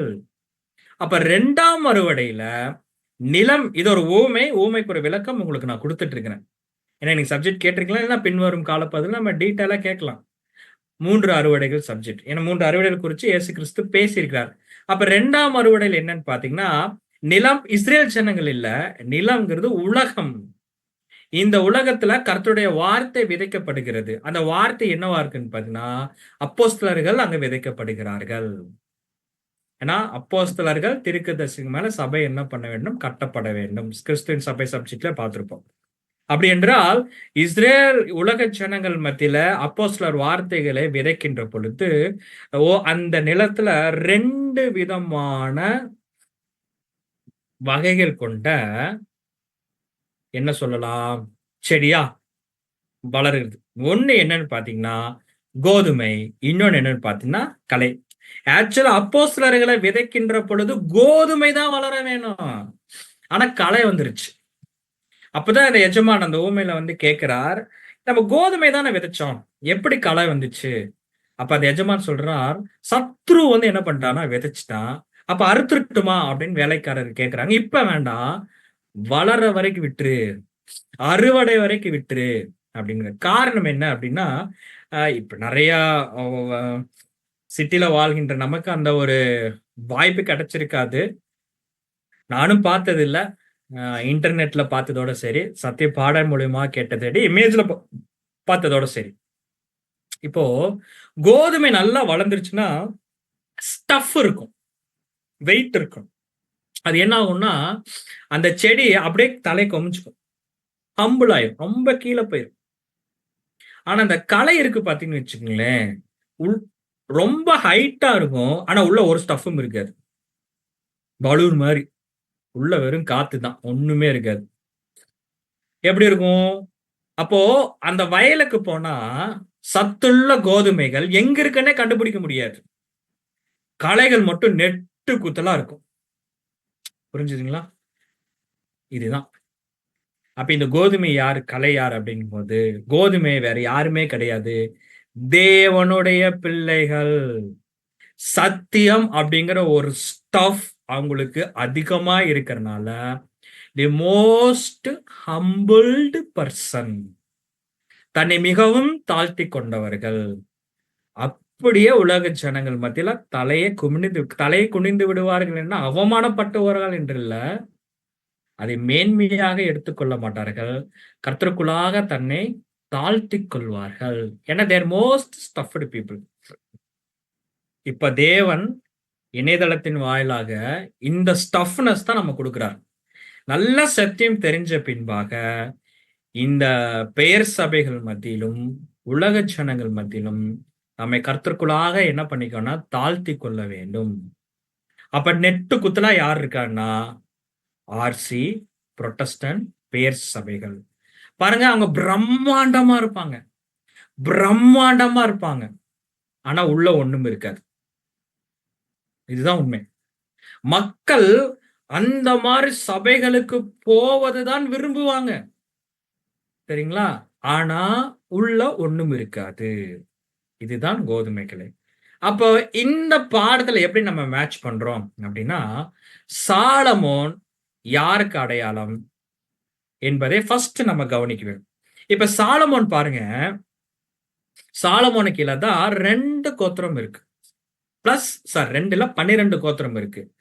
ஒன்னு நார்த்தன் கிங்டமா இருந்தா 10 கோத்திரம், சதன் கிங்டமா இருக்குன்னா அந்த ஒரு கோத்திரம் யூதா பெஞ்சமின். ஒரு கோத்திரம்னா அது 2 இருக்கனால ஒன்னு சொல்றேன். 10 2 12 கோத்திரம் சாலமோன் கீழே. அப்ப இங்க சாலமோன் யாருக்கு அடையாளம்னா, சாலமோனிலும் பெரியவர் யாரு? நம்முடைய ஆண்டவராகிய இயேசு கிறிஸ்து. அப்ப இந்த இயேசு கிறிஸ்து அப்படிங்கிறதுலதான் அவருக்கு பின்பாக 2 பேர் இருக்கிறாங்க. அதாவது 2 கோத்திரம் மாதிரி 2 பேர். ஒன்னு களைகள், ஒன்னு நல்ல மணிகள். அப்ப இந்த 10 கோத்திரத்துக்கு ராஜா யாருன்னா யெரொபெயாம். நார்த்தன் கிங்டம் 10 கோத்திரம். தேவனுடைய பிள்ளைகளை தேவனிடத்துல போகாமல் தடுத்தது யாரு? யெரொபெயாம். சரிங்களா? அப்படி என்றால் சாலமோனிலும் பெரியவர் இயேசு கிறிஸ்து. அது இயேசு கிறிஸ்துக்கு பின்பாக 2 குரூப் நல்லா வளருது. ஒரு குரூப் கலைகள், ஒரு குரூப் நல்ல மணிகள். அப்ப கலைகள், பெயர் சபைகள், குழப்பங்கள், ஏமாற்றுபவர்கள், மக்களை தேவனிடத்தில் போகாமல் தடுப்பவர்கள். இவர்களுக்கு ராஜா யார் அப்படின்னா சைத்தான். இங்க சாத்தான் தான் சொல்லப்பட்டிருக்கு. நீங்க சைத்தான் சொல்றீங்களேன்னு கேட்காதீங்க. சைத்தான் சொன்னா நமக்கு இன்னும் ஹார்ட்ல போய் டச் ஆகும். அதுக்காக சொல்றேன். அப்ப நல்ல மணிகள் யாரு? அப்படியே பின்னாடி பார்க்கலாம். பின்னாடி பார்க்கலாம். நல்ல மணிகள் யார்? ஈஸியா அண்டர்ஸ்டாண்ட் பண்ணிக்கலாம். சாத்தானே இன்னொரு குரூப், நல்ல மணிகள் யாருன்னு அண்டர்ஸ்டாண்ட் பண்ணிக்கலாம். Okay, right. இப்போ இந்த யெரொபெயாம் யார் அப்படின்னா, அதாவது ராஜாக்கு விரோதமாக கலகம் செய்தவன். சாலமோனுக்கு விரோதமாக கலகம் செய்தவன். சரிங்களா? அப்படி என்றால் சாலமோனிலும் பெரியவராய் இருக்கிற இயேசு கிறிஸ்துக்கு விரோதமாக கலகம் செய்கிறவன் யார் அப்படின்றால் யெரொபெயாம் மாதிரி இருக்கின்ற 10 கோத்திரத்துக்கு தலைவனாய் இருக்கின்ற யெரொபெயாம் மாதிரி இருக்கின்ற கலைகளுக்கே தலைவனாய் இருக்கின்ற சாத்தான். எப்படி தேவன் கொண்டு வர்றாரு பாருங்க, பியூட்டிஃபுல்லா. அப்ப இந்த நல்ல மணிகள் யார் அப்படின்னா, சரிங்களா, அதே மாதிரி கலைகள் யார் அப்படின்றால் இந்த நல்ல மணிகள் சிறுபான்மை, the most minority people. Minority பீப்புள்னா இப்போ அரசியல் இருக்கிற மைனாரிட்டி நினைச்சுக்காதீங்க. அது இயேசு கிறிஸ்து சொன்ன வார்த்தை, பயப்படாத சிறு மந்தையே. சரிங்களா? அந்த சிறு மந்தை கொஞ்சமா தான் இருப்பாங்க, கொஞ்சமா தான் இருப்பாங்க. சரிங்களா? அந்த சிறுபான்மைக்கு யார் தலைவர் என்றால் ஆண்டவராகிய இயேசு கிறிஸ்து. பாத்தீங்களா? ஆண்டவராகிய இயேசு கிறிஸ்து. Okay, right. அப்படி என்றால் பெரும்பான்மைக்கு யார் தலைவன் என்றால் சாத்தான். சாத்தான். இன்னைக்கு பாருங்க, பெரிய கூட்டங்கள், ஒவ்வொரு கூட்டத்திலையும் ஒவ்வொரு விதமான போதனைகள். ஒரு கூட்டம் சொல்லுது, அங்க என்ன குதிக்கிறாங்க, கயமொய கயமொயன்னு பேசுறாங்க அப்படின்னு ஒரு கூட்டம் இன்னொரு கூட்டத்தை திட்டுறாங்க. ஒரு கூட்டம் என்ன சொல்லுதுன்னா, அவங்களுக்கு அந்நிய பாஷையே வர்றதில்ல, பரிசுத்தாவி வர்றதில்ல, அங்க அது ஒரு ஆவிக்குரிய சபை இல்லைன்னு சொல்லி இன்னொரு சபையை திட்டுவாங்க. இன்னொரு சபை என்ன பண்ணுனா, அங்க விக்கிர ஆராதனை நடக்குது, அங்க சிலைகள் வழிபாடு நடக்குது அப்படின்னு இன்னொரு சபையை திட்டுவாங்க. இப்படி மாறி மாறி மாறி திட்டுவாங்களே தவிர பைபிள் இருந்து பேசுவாங்க. ஆனா தெளிவான வசனத்தையோ தெளிவான சத்தியத்தையோ பேச மாட்டாங்க. காரணம் என்னன்னா, அவங்க குழப்பத்துக்குள்ள இருக்கிறாங்க. புரிஞ்சுதுங்களா? குழப்பத்துக்குள்ள இருக்கிறாங்க. இது எப்படி மாதிரி நம்ம வந்து கிளியர் ஐடென்டிஃபை பண்ணலாம். நீங்க பாடம் ஸ்டார்டிங்ல கூட நீங்க சொன்னீங்க, எப்படி கிளியர் ஐடென்டிஃபை பண்ணலாம் அப்படின்னா, 3 தவறை யார் செஞ்சிருக்கிறாருங்க? யெரொபெயாம். யெரொபெயாம் யாருக்கு அடையாளமா பார்த்தோம்? சாத்தான், சைத்தானுக்கு அடையாளமா பார்த்தோம். யெரொபெயாமுக்கு கீழே எத்தனை பேர் இருக்கிறாங்க? எண்ணற்ற ஜனங்கள், பேர் சபைகள், கலைகள் பெருசா இருக்கு. அவங்ககிட்ட ஸ்டஃப் இல்ல, ஆனா அவங்கதான் இருப்பாங்க. அவங்கதான் இருப்பாங்க. நீங்க தமிழ்நாடு, இந்தியா எல்லா பக்கம் போங்களேன், எல்லா பக்கம் போங்க, வேர்ல்டு ஃபுல்லா போங்க. சென்டர் ஆஃப் சிட்டில யார் இருப்பான்னு சொல்லி பாருங்க. ஒன்னா ஆர்சியா இருக்கும், இல்லைன்னா சிஎஸ்சியா இருக்கும், இல்லைன்னா டிஎல்சியா இருக்கும், இல்லைன்னா ப்ரொட்டஸ்டண்டா இருக்கும். ப்ரொட்டஸ்டன்ட் தான் சிஎஸ்சி எல்லாம் வந்துருவாங்க, இல்லைன்னா பெந்தகோஸ்தா இருக்கும். அவங்க தான் ஸ்கூலு, காலேஜ், ஆர்ஃபனேஜ், மெடிக்கலு எல்லாமே செஞ்சு நாங்க தான் கிறிஸ்தவர்கள் என்று சொல்லிக் கொள்வார்கள். ஆனா சத்தியம் மட்டும் இருக்காது. எல்லாமே இருக்கும், சத்தியம் மட்டும் இருக்காது. சரி, எப்படி கண்டுபிடிக்கலாம்? 3 தவறுகள், யெரொபெயாம் செய்த 3 தவறுகள். ஒரு ஃபர்ஸ்ட் தவறு என்ன? தான் ஒண்ணு, பெத்தேல் ஒண்ணு என்ன செஞ்சு வச்சாருங்க? பொன் கண்ணுக்குட்டி. தான்ல ஒண்ணு, பெத்தேல ஒண்ணு, பொன் கண்ணுக்குட்டி. அப்போ அவர் என்ன சொன்னாருன்னா, ஜனங்கள், ஏன்னா 10 கோத்திரம் ஜனங்களும் போது எண்ணற்ற ஜனங்கள், நீங்க ஏன் கஷ்டப்பட்டு நடந்து கால் வலிச்சு அங்க ஜெருசலேம் போக வேண்டும்? ஏன் கஷ்டப்பட்டு வாரமானா செவ்வாய்க்கிழமை 7 மணிக்கு, வெள்ளிக்கிழமை 7 மணிக்கு ஜூம் பாயில உட்கார வேணும். எனவே யெரொபெயாம் இப்படி சொன்னாரான்னு கேட்டுறாதீங்க. உங்களுக்கு புரிந்து கொள்வதற்காக நான் சொல்றேன். சாயந்தர நேரம் ஜாலியா இருக்கலாம். குழந்தைகள் கூட விளையாடலாம். ஷாப்பிங் போலாம். என்ஜாய் பண்ணலாம். ஹோட்டல்ல சாப்பிடலாம். எவ்வளோ இருக்கு. எவ்வளோ இருக்கு. ஏன் போறீங்க? ஜாலியா இருங்க. என்ஜாய் பண்ணுங்க. உங்களுக்கு எப்ப வேணாலும் நீங்க சர்ச்சுக்கு போங்க. எப்ப வேணா நீங்க கும்பிடுங்க. உங்களுக்கு இஷ்டம் போல இருங்க. உங்களுக்கு 2 நான் செஞ்சு வச்சிருக்கேனே. ஒண்ணு தான்ல ஒண்ணு இருக்கு. ஒண்ணு பெத்தேல்ல ஒண்ணு இருக்கு. ஏன் நீங்க எருசலேம் போக வேண்டும்? ஏன் சத்தியத்தை கேட்க வேண்டும்? அப்ப இந்த 2 பொன் கன்னுக்குட்டி எதற்கு அடையாளம் என்றால், ஒண்ணு ரோமன் கேத்தலிக், இன்னொன்னு புராட்டஸ்டன்ட். அதனாலதான் தேவனுடைய மனுஷன் என்ன சொன்னான்? பலிபீடமே, பலிபீடமே. ஒரு பலிபீடம் ரோமன் கேத்தலிக், இன்னொரு பலிபீடம் புராட்டஸ்டன்ட். தவறு நம்பர் 1, சின் நம்பர் 2. தவறு நம்பர் 2 என்னது? அது ஈனமான ஆசாரியர்கள். தேவன் சொல்லாத ஈனமான ஆசாரிகளை யெரொபெயாம் நியமித்துக் கொண்டான். அப்ப ஈனமான ஆசாரியர்கள் இங்க யார அடையாளப்படுத்துகிறார்கள் அப்படின்னா, இன்னைக்கு இருக்கிற சத்தியம் தெரியாத போதகர்கள். 4 வசனங்களை படித்துக்கொண்டு 4 வசனங்களை படித்துக்கொண்டு நல்ல கதைகளை பேச நல்ல திறமையை வளர்த்திக் கொண்டு போதகம் செய்யக்கூடிய போதகர்கள். இவர்களை குறித்து அப்போஸ்தலன் பவுல் தீமோத்தேயுக்கு எழுதும்போது எப்படி கிளியரா எழுதுறாரு பாருங்க. அன்பான சகோதர சொல்லி நல்லா கவனித்து பார்ப்போம். கிளியரா எழுதுவார். எப்படி கிளியரா எழுதுறார்? தேவனுடைய பரிசுத்த ஆவியை கொண்டு. வாசிங்க சகோதரர். 2 தீமோத்தேயு 4ஆம் அதிகாரம் வசனம் 3, 4. 2 தீமோத்தேயு 4ஆம் அதிகாரம் 3 முதல். ஏனென்றால் அவர்கள் ஆரோக்கியமான உபதேசத்தை பொறுக்க மனதில்லாமல் செவித்தினம் உள்ளவர்களாகி தங்கள் சுய இச்சைகளுக்கேற்ற போதல்களை தங்களுக்கு திரளாக சேர்த்து கொண்டு சத்தியத்துக்கு செவியை விலக்கி கட்டுக்கதைகளுக்கு சாய்ந்து போகும் காலம் வரும். பாத்தீங்களா? தெளிவா சொன்னாரா? பவுல் கிளியரா சொன்னாரா? ஜனங்கள் என்ன பண்ணுவாங்களாமா? தங்கள் சுய இச்சைகளுக்கு ஏற்ற போதர்களை இவர்களே தேடி போயிருவாங்களாமா. ஐயோ, இவர்கிட்ட போனா அந்நிய பாஷை வரும். இவர்கிட்ட போய் ஜெபம் பண்ணா பணக்காரன் ஆயிரலாம். இவர்கிட்ட போய் ஜெபம் பண்ணா பேய் ஓடிரும். இவர்கிட்ட போய் ஜெபம் பண்ணா கட்டுகள் உடைந்து விடும். இவர்கிட்ட போய் ஜெபம் பண்ணா அபிஷேகத்துல நிறைந்து விடலாம். இவர்கிட்ட போய் ஜெபம் பண்ணா கல்யாணம் நடந்து விடும். அவர் இப்படி டான்ஸ் ஆடுவாரு, இப்படி துதி பாடுவாரு. யாருக்கு என்னென்ன பிடிக்குமோ தங்கள் சுய இச்சைகளுக்கேற்று போதகர்களை சேர்த்துக்கணும். இன்னைக்கெல்லாம் பாத்தீங்கன்னா போதகம் செய்யக்கூடியவர்கள் செருப்பு போடுறாங்க, ஷூ போட்டுட்டு இருக்கிறாங்க. மோசே போய் நிக்கிறார் தேவன் முன்னாடி. தேவன் சொல்றார், நீ நிக்கிற இடம் பரிசுத்தமா நட, உன் பாதரட்சை கழட்டு அப்படிங்கிறார். இன்னைக்கு பாத்தீங்கன்னா, இன்னைக்கு துதி செய்யக்கூடியவர்கள், இன்னைக்கு போதனை செய்யக்கூடியவர்கள் பார்ப்பதற்கு மனம் ரொம்ப கடினமா இருக்கு.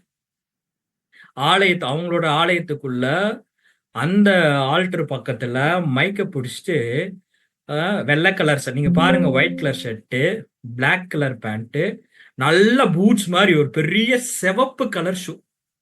அதை பாக்குறதுக்கே அருவருப்பா இருக்கு. கேட்டா ஃபேஷன் அப்படிங்கிறாங்க. காது குத்துறாங்க, டாட்டூ வரையறாங்க, குதிக்கிறாங்க, குடுமி வச்சுக்கிறாங்க. திரும்பி நின்னா ஸ்திரீகள் யாரு ஆண்கள் யாருன்னே தெரிய மாட்டேங்குது. குடுமையை வச்சுக்கிறாங்க. அதுல இப்போ ஒரு ஃபேஷன், குடுமையை வச்சு அது ஒண்ணு கிளிப்பு இந்த குடுமையில இருந்து அந்த கொண்டையில இருந்து அந்த கொண்டையில வெளியே வரணும். மக்கள் எங்க போனா என்ஜாய் பண்ணலாம் அப்படின்னு அதை தேடி போயிருவாங்களாமா. தேடி என்ன பண்ணிடுவாங்களா? போயிடும். இதை யார் உண்டு பண்றா? சாத்தான், யெரொபெயாம். அதான் சைத்தான் சொன்னேன். அதே மாதிரி பாருங்க, திரளாக சேர்த்து கொண்டு. சத்தியம் இல்லாத இடத்தில் திரளான ஜனங்கள் இருப்பாங்க.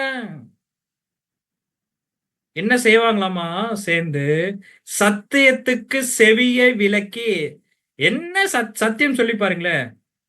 அதாவது சத்தியம் கேட்காத ஜனங்கள் கிட்ட போய் சத்தியம் சொல்லி பண்ணீங்கன்னா 10 நிமிஷத்துல தூங்கிடுவாங்க. நல்லா தூங்கிட்டு இருப்பாங்க. சரிங்களா? அதனாலதான் ஃபர்ஸ்ட் பாடத்திலே சொன்ன காதுள்ளவன் கேட்க கடவன். ஏன்னா சத்தியம் அவங்களை கண்டிக்கும். சத்தியம் நல்ல கவனிப்பா கேட்க சொல்லும். சத்தியம் அவங்களை சீர்திருத்தும். சத்தியம் அவங்களை அட்வைஸ் கொடுக்கும். சத்தியம் புத்தி சொல்லும். யாருக்காச்சும் புத்தி சொன்னா பிடிக்குமா? யாருக்காச்சும் அட்வைஸ் சொன்னா பிடிக்குமா? பிடிக்காதுல்ல. ஆனா அதை விட்டுட்டு அட்வைஸ் சொல்லாம, புத்தி சொல்லாம இப்படி சொன்னா நல்லா இருக்கு. எப்படி தெரியுங்களா? 4ஆம் வசனம். சத்தியத்துக்கு செவியை விலக்கி கட்டு கதைகளுக்கு சாய்ந்து போகும் காலம் வரும். வந்துருச்சு. சரியான கட்டுக்கதை இன்னைக்கு. நான் அப்படியே இன்னைக்கு பெரிய போதகர் சொன்னார். மேபி நான் சொல்லும் போது நீங்க அறிஞ்சிருக்கலாம். மிகப்பெரிய போதகர் அவரு. எங்க ஊர்ல தான் இருந்தார். கோயம்புத்தூர்ல தான் இருக்கிறார். காலேஜ், யூனிவர்சிட்டி எல்லாம் கட்டி அவரு குடும்பமே இப்ப வெளிநாடு போயிருச்சு. ஆரம்ப காலத்துல சொன்னார், நான் பீச் ஓரத்தில் உட்கார்ந்து கொண்டிருந்தேன். அப்பொழுது எனக்கு எதிராக ஆண்டவராக இயேசு கிறிஸ்து பீச் ஓரத்தில் சிலுவை தூக்கி கொண்டு சுமந்து நடந்து போனார். என் மனம் உருகிருச்சு அப்படின்னாரு. அவர் பேசும்போது நம்ம உருகிட்டோம். இது கேட்கறதுக்கு எப்படி இருக்கு? அழகா இருக்குல்ல? இதுதாங்க ஜனங்கள் விரும்புறாங்க. பொதுவாவே குழந்தை பருவத்துல இருந்து என்ன சொல்றாரு தெரியுங்களா? கதை சொல்லியே நம்மளை வளர்த்திட்டாங்க. கதை சொல்லியே. Story telling, story book, story, தூங்கும் போது ஸ்டோரி, நான் கதை சொல்றேன். இது ஸ்டோரி சொல்லி சொல்லி சொல்லி சொல்லி சத்தியத்தை சொன்னா உள்ள போக மாட்டேங்குது. ஸ்டோரி சொன்னா உள்ள போகுது. இதுதான் விஷயம். இந்த மாதிரிலாம் வரும் அப்படின்னு பவுல் கிளியரா எழுதிட்டார். ஈனமான ஆசாரியர்கள், சத்தியம் தெரியாத போதகர்கள், எதற்கு குதிக்க வேண்டும் என்று தெரியாமல் குதிக்கக்கூடியவர்கள். பாருங்க, பேதுரு எழுதும் போது எப்படி எழுதுறார்? 2 பேதுரு 2ஆம் அதிகாரம் வசனம் 1 முதல் 3. 2 பேதுரு 2ஆம் அதிகாரம் 1 முதல். கள்ள தீர்க்கதரிசிகளும் ஜனங்களுக்குள்ளே இருந்தார்கள். அப்படியே உங்களுக்குள்ளும் கள்ள போதகர்கள் இருப்பார்கள். அவர்கள் கேதுவான வேத பொருட்டுகளை தந்திரமாய் நுழைய பண்ணி தங்களை கிரயத்துக்கு கொண்ட ஆண்டவரை மறுதலித்து தங்களுக்கு தீவிரமான அழிவை வருவித்துக் கொள்வார்கள். பாருங்க, அவர்கள் இதை வெயிட் பண்ணுங்க. இதை மன்னிச்சுங்க. இதை நம்ம பாஸ் அடுத்து பாருங்க. அப்படியே உங்களுக்குள்ளும் கள்ள போதகர்கள் இருப்பார்கள். அவர்கள் என்ன செய்வாங்களாமா? கேதுவான வேத பொருட்களை தந்திரமாக நுழைய பண்ணி. நரகம் இருக்குது. நரகத்துல தேவன் சாத்தான் உன்னை என்ன பண்ணுவான்னா எண்ணெய் சட்டில போட்டு வறுத்தெடுப்பான். எத்தனை கிறிஸ்தவர்கள் இன்னும் நம்பிட்டு இருக்கிறாங்க தெரியுங்களா? ஏன்னா அந்த சில்லி சிக்கன் சாப்பிட்டு எல்லாத்துக்கும் பழகிருச்சு. சரிங்களா? போட்டு வறுத்தெடுப்பான். எண்ணெயில முக்கி முக்கி எடுப்பான். தீ எரிஞ்சுட்டே இருக்கும். அங்க தூக்கி போட்டுருவாங்க. ஐயோ அம்மான்னு கத்திக்கிட்டு இருப்பான் அப்படின்னு. என்ன ஒரு கற்பனை! ஆத்துமா, ட்ரினிட்டி எவ்வளவு பெரிய தவறான ஒரு போதனை. முக்கடவுள் வணக்கம்ங்கிறது உலகம் எங்கும் இருக்கு. சைனால இருக்கு, ஜப்பான்ல இருக்கு, எகிப்துல இருக்கு, கிரேக்க நாட்டத்துல இருக்கு, இந்தியால இருக்கு. இந்த முக்கடவுள் வணக்கங்கிறது ஒரு விக்கிர ஆராதனை. ஆனா அது இருக்குதுன்னு நம்ப வச்சு பிதா குமாரன் பரிசுத்தாவி 3 பேர் ஒண்ணுதான். அதுக்கு இருக்கிற வசனங்கள் எல்லாம் எடுத்து எடுத்து எடுத்து எடுத்து மக்களை இன்னைக்கு 99.99% Christian people they are believing the Trinity. ஆனால் திருத்துங்கிற வார்த்தை முதல்ல பைபிளே இல்ல. அப்போ கிரயத்து கொண்ட ஆண்டவரை மறுதலித்து தீவிரமான அழிவை வருவித்துக் கொள்வார்கள். தொடர்ந்து வாசிங்க. அவருடைய கெட்ட நடக்கைகளே அநேகர் பின்பற்றுவார்கள். அவர்கள் நிமித்தம் சத்திய மார்க்கம் தூசிக்கப்படும். பாருங்க, அவர்கள் நிமித்தம் மன்னிக்கும், அவர்கள் நிமித்தம் சத்திய வார்த்தை தூஷிக்கப்படும். உண்மையான சத்தியத்தை சொல்லி பாருங்களேன், அந்தி கிறிஸ்துன்றுவாங்க நம்மளை பார்த்து. ஆனா அவங்க என்ன பண்ணுவாங்க தெரியுங்களா? பொருளாசை உடையவர்களாய், நல்லா புரிஞ்சுங்க, பொருளாசை உடையவர்களாய். இன்னைக்கு பூரா பாதிரியாரு, பூரா போதகரு, பூரா சபை வச்சு நடத்துறவங்க இந்த பொருளாசை தான். இயேசு கிறிஸ்து மிகப்பெரிய அற்புதம் செஞ்சார். மரித்தவனை உயிரோட எழுப்பினார். அவர் எத்தனை கிரவுண்ட்ல வீடு வச்சிருந்தார்? ஏதாச்சும் நம்மள வீடு கட்டிட்டு போக சொன்னாரா? சம்பாரிச்சுக்கு வைக்க சொன்னாரா? பூமியில எது சேர்த்து வைக்காதீங்கன்னு சொன்னார். பூமியில சேர்த்தா அழிஞ்சு போயிரும்னாரு. என்னதான் தேவனை சேர்த்து, நீ எதுவும் சேர்த்து வைக்காத, முதலாவது தேவனுடைய ராஜ்யத்தை நீதியும் தேடுங்கள், பின்ன உங்களுக்கு கூட கொடுக்கப்படும், அவ்வளவுதான். போதும், தேவன் கொடுக்கிறது வாழ்ந்தா போதும். மனுஷகுமாரனுக்கோ தலை சாய்க்க இடம் இல்லை. நரிகளுக்கு குழி உண்டு, ஆகாயத்து பறவைகளுக்கு கூடு உண்டு, மனுஷகுமாரனுக்கோ தலை சாய்க்க இடம் இல்லை. தேவனுடைய பிள்ளைகள் நல்ல ஸ்டஃப் ஆகி சத்தியம் தெரிஞ்ச பின்பாக இந்த பூமியை வெறுத்து, உலகத்தை வெறுத்து தேவனுக்கென்று ஜீவிக்கக்கூடியவர்கள், அவர்கள் தான் தேவனுடைய பிள்ளைகள். ஆனா இந்த எரோபயம் கீழே இருக்கிறவர்கள், தவறான போதனைகள் உள்ளவர்கள், கள்ள போதனைகள் உள்ளவர்கள், சாத்தானு கீழே இருக்கிறவர்கள், பொருளாசை உடையவர்களாய் ஸ்கூலு கட்டி, காலேஜ் கட்டி, வருமானம் வாங்கி, அதை கட்டி அவங்களுக்கு பத்தாம பேர குழந்தைகளுக்கு வாங்கி, பேர குழந்தைகளுக்கும் பத்தாம அதுவும் அவங்களோட குழந்தைகளுக்கு வருமானம் சேர்த்து வச்சுக்கோங்க. நிலம் கேட்கிற ஏக்கரா, வீடு, எதுக்கு, என்ன என்ன பண்ண போறோம்? எதை நம்மளை பரலோகம் கொண்டு போய் சேர்த்தும்? ஏசி 66ஆம் அதிகாரம் சொல்லுது, எங்க இருதயம் நொறுக்கப்படுகிறதோ அங்கதான் வாசம் செய்யும். இப்படிதாங்க பொருளாசையுடர்களாய் தந்திரமான வார்த்தைகளால் உங்களை தங்களுக்கு ஆதாயமாக வசப்படுத்திக் கொள்வார்கள். சத்தியம் சொல்லும், சத்தியத்தை அறிவது சத்தியம் உங்களை விடுதலை ஆகும், இதுதான் சத்தியம். ஆனா இந்த கட்டுக்கதைகளை சொல்லி பொருளாசை உடையவர்கள் எப்படி தெரியுங்களா நம்மளை வசப்படுத்திக் கொள்வார்கள்? ஒரே வார்த்தைங்க, நல்லா கவனிச்சுங்க, கர்த்தர் உங்களை ஆசீர்வதிப்பாராக. அந்த ஆசீர்வதிப்பாராக அப்படிங்கிற 2 இழுத்தா நம்ம ஜனங்கள் அப்படியே மயங்கிடுறாங்க. என்னங்க ஆசீர்வாதம்? கிறிஸ்து சொல்றார், கிறிஸ்துவ நிமித்தம் விசுவாசிக்கிற மாத்திரமல்ல, பாடுபடுவதற்கும் அருளப்பட்டு இருக்கிறது. அவரோட பாடுகளை சகித்தோமானால் அவரோடு ஆளுகை செய்யும். உலகம் உங்களை வெறுப்பதற்கு முன்பாகவே என்னை வெறுப்பதிருச்சு. நமக்கு வரதெல்லாம் என்ன தெரியுங்களா? கிறிஸ்துக்குள்ளான பாடுகள். பாடுகள்ல என்ஜாய் பண்ண வேணும். தேங்க்யூ லார்ட், சந்தோஷமாயிருங்கள், எப்பொழுதும் சந்தோஷமாயிருங்கள். இதுதான் தேவனுடைய பிள்ளைகள். ஆனா அவங்க அப்படியே மாத்திருவாங்க. பூர்வ காலம் முதல் அவர்களுக்கு விதிக்கப்பட்ட ஆக்கனே அயர்ந்திராது, அவர்களுடைய அழிவு உறங்காது. புரியுங்களா? இதுதாங்க இனமான ஆசை. இன்னைக்கு இது கீழே தான் நிறைய கிறிஸ்துவ ஜனங்கள் மாட்டிக்கிட்டாங்க. சரிங்களா? இதுதான் இனமான ஆசை. தவறு நம்பர் 3, இந்த மிஸ்டேக். தேவன் சொல்லாத பண்டிகைகள். உங்களுக்கு இப்ப நான் போடுறது ஒரு ஆச்சரியமாக தான் இருக்கும், ஆனா யாரும் தப்பா நினைச்சுக்காதீங்க. மேரி கிறிஸ்துமஸ், அதே மாதிரி சப்ஜெக்ட் கேட்டிருப்பீங்க நினைக்கிறேன். மேரி கிறிஸ்துமஸ், மேரி கிறிஸ்துமஸ். ஏசு கிறிஸ்து பிறக்கும்போது யாரு அங்க, என்ன கிறிஸ்துமஸ் ட்ரீ இருந்துச்சா? ஏசு கிறிஸ்து பிறக்கும்போது ஜிங்கிள் பெல் ஜிங்கிள் பெல்ஸ் பாடினாங்களா? ஏசு கிறிஸ்து 33 வருஷத்துல எங்கேயாச்சும் ஹாப்பி பர்த்டே கொண்டாடி இருக்கிறாங்களா? சீஷர்கள் கொண்டாடி இருக்கிறாங்களா? இந்த கிறிஸ்துமஸ் அப்படிங்கிறது எக்ஸ்மஸ், ஒன்னும் தெரியாத நாட்கள்ல கொண்டாடுறது. இந்த டிசம்பர் 25 ரோமர்கள் அவங்க சூரிய கடவுளை வணங்கக்கூடிய நாளைத்தான். அதே மாதிரி அஸ்ட்ரோத் அவங்க குழந்தைய அவங்க தெய்வங்களை வணங்கக்கூடிய நாள் தான் இந்த டிசம்பர் 25. இதை தெரியாம கிறிஸ்தவர்கள் கிறிஸ்துமஸை கொண்டாடி இருக்கிறாங்க. கிறிஸ்துமஸ் அப்படிங்கிற ஒரு பண்டிகை வேதாகமத்திலே கிடையாது. சரிங்களா?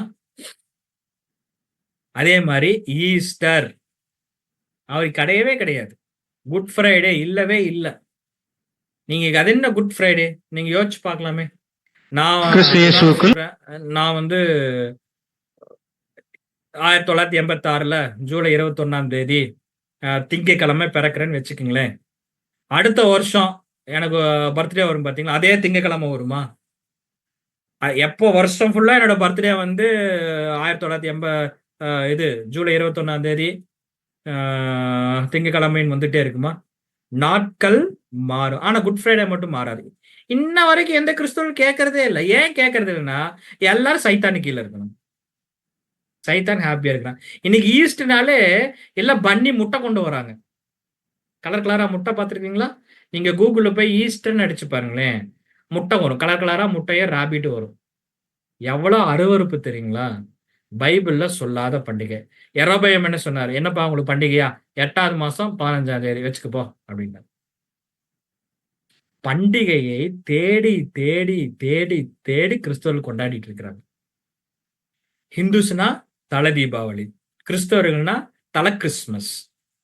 நியூ கப்புள்ஸ்க்கு தலை கிறிஸ்துமஸ்க்கு எங்க அம்மா வீட்டுக்கு போலாமா அப்படின்னு சிஸ்டர் கேட்பாங்க. ஏன் அம்மா வீட்டுக்கு போனா, தலை கிறிஸ்துமஸ், தலை கிறிஸ்துமஸ். ஏசு கிறிஸ்து போய் சொல்லுவான், ஆண்டவரே தலை கிறிஸ்துமஸ்க்கு எங்க அம்மா வீட்டுக்கு போறேன் ஆண்டவரே, போயிட்டு வரட்டுமா? எப்படி இருக்கும்? ஏம்மா கிறிஸ்துமஸே இல்ல. எப்படி எப்படி சாத்தான் மாத்தி வச்சிருக்கான் பாருங்க. பாருங்க, இந்த மாதிரி ஜனங்கள் மாட்டிக்கொண்டிருக்கும் போது தேவனுடைய மனுஷன் எங்கிருந்து வரார்? யூதாவிலிருந்து புறப்பட்டு எங்க போறாருங்க? பெத்தேலுக்கு போறாரு. இப்ப உங்களுக்கு புரிஞ்சிருக்கும். யூதாவில இருந்து சத்தியம் பெத்தேல இருந்த ஜனங்களுக்கு வந்து சேர்ந்தது. கரெக்ட்டுங்களா? அப்ப யூதால யார் இருக்கிறாங்க? கோதுமை மணிகள். பெத்தேல்ல யார் இருந்திருக்கிறாங்க? களைகள். இப்ப களைகளுக்குள்ள இருக்கிற தேவனுடைய பிள்ளைகளுக்கு தான் சத்திய வார்த்தை போகுது.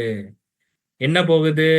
மகா பாபிலோன் விழுந்தது, விழுந்தது. அது பேய்களுடைய குடியிருப்பு. அவளை விட்டு வெளியே வா. இததான் தேவனுடைய மனுஷன் போய் சொன்னார். பலிபீடமே, பலிபீடமே, நீ உணர்ந்து அழிந்து விடு அப்படின்னு. சரிங்களா? தேவனுடைய மனுஷன் பேசுகின்ற வார்த்தை என்ன? தேவனுடைய மனுஷன் யாருன்னு தெரியாது. யார் தேவனுடைய மனுஷன்? அதை நம்ம கண்டுபிடிக்கலாம் பாருங்க. 2 தீமோத்தேயு 3ஆம் அதிகாரம் வசனம் 16, 17 வாசிங்க சகோதரி. 2 தீமோத்தேயு 3ஆம் அதிகாரம் 16 முதல் வேத வாக்கியங்கள் எல்லாம் தேவ ஆவியினால் அருளப்பட்டிருக்கிறது.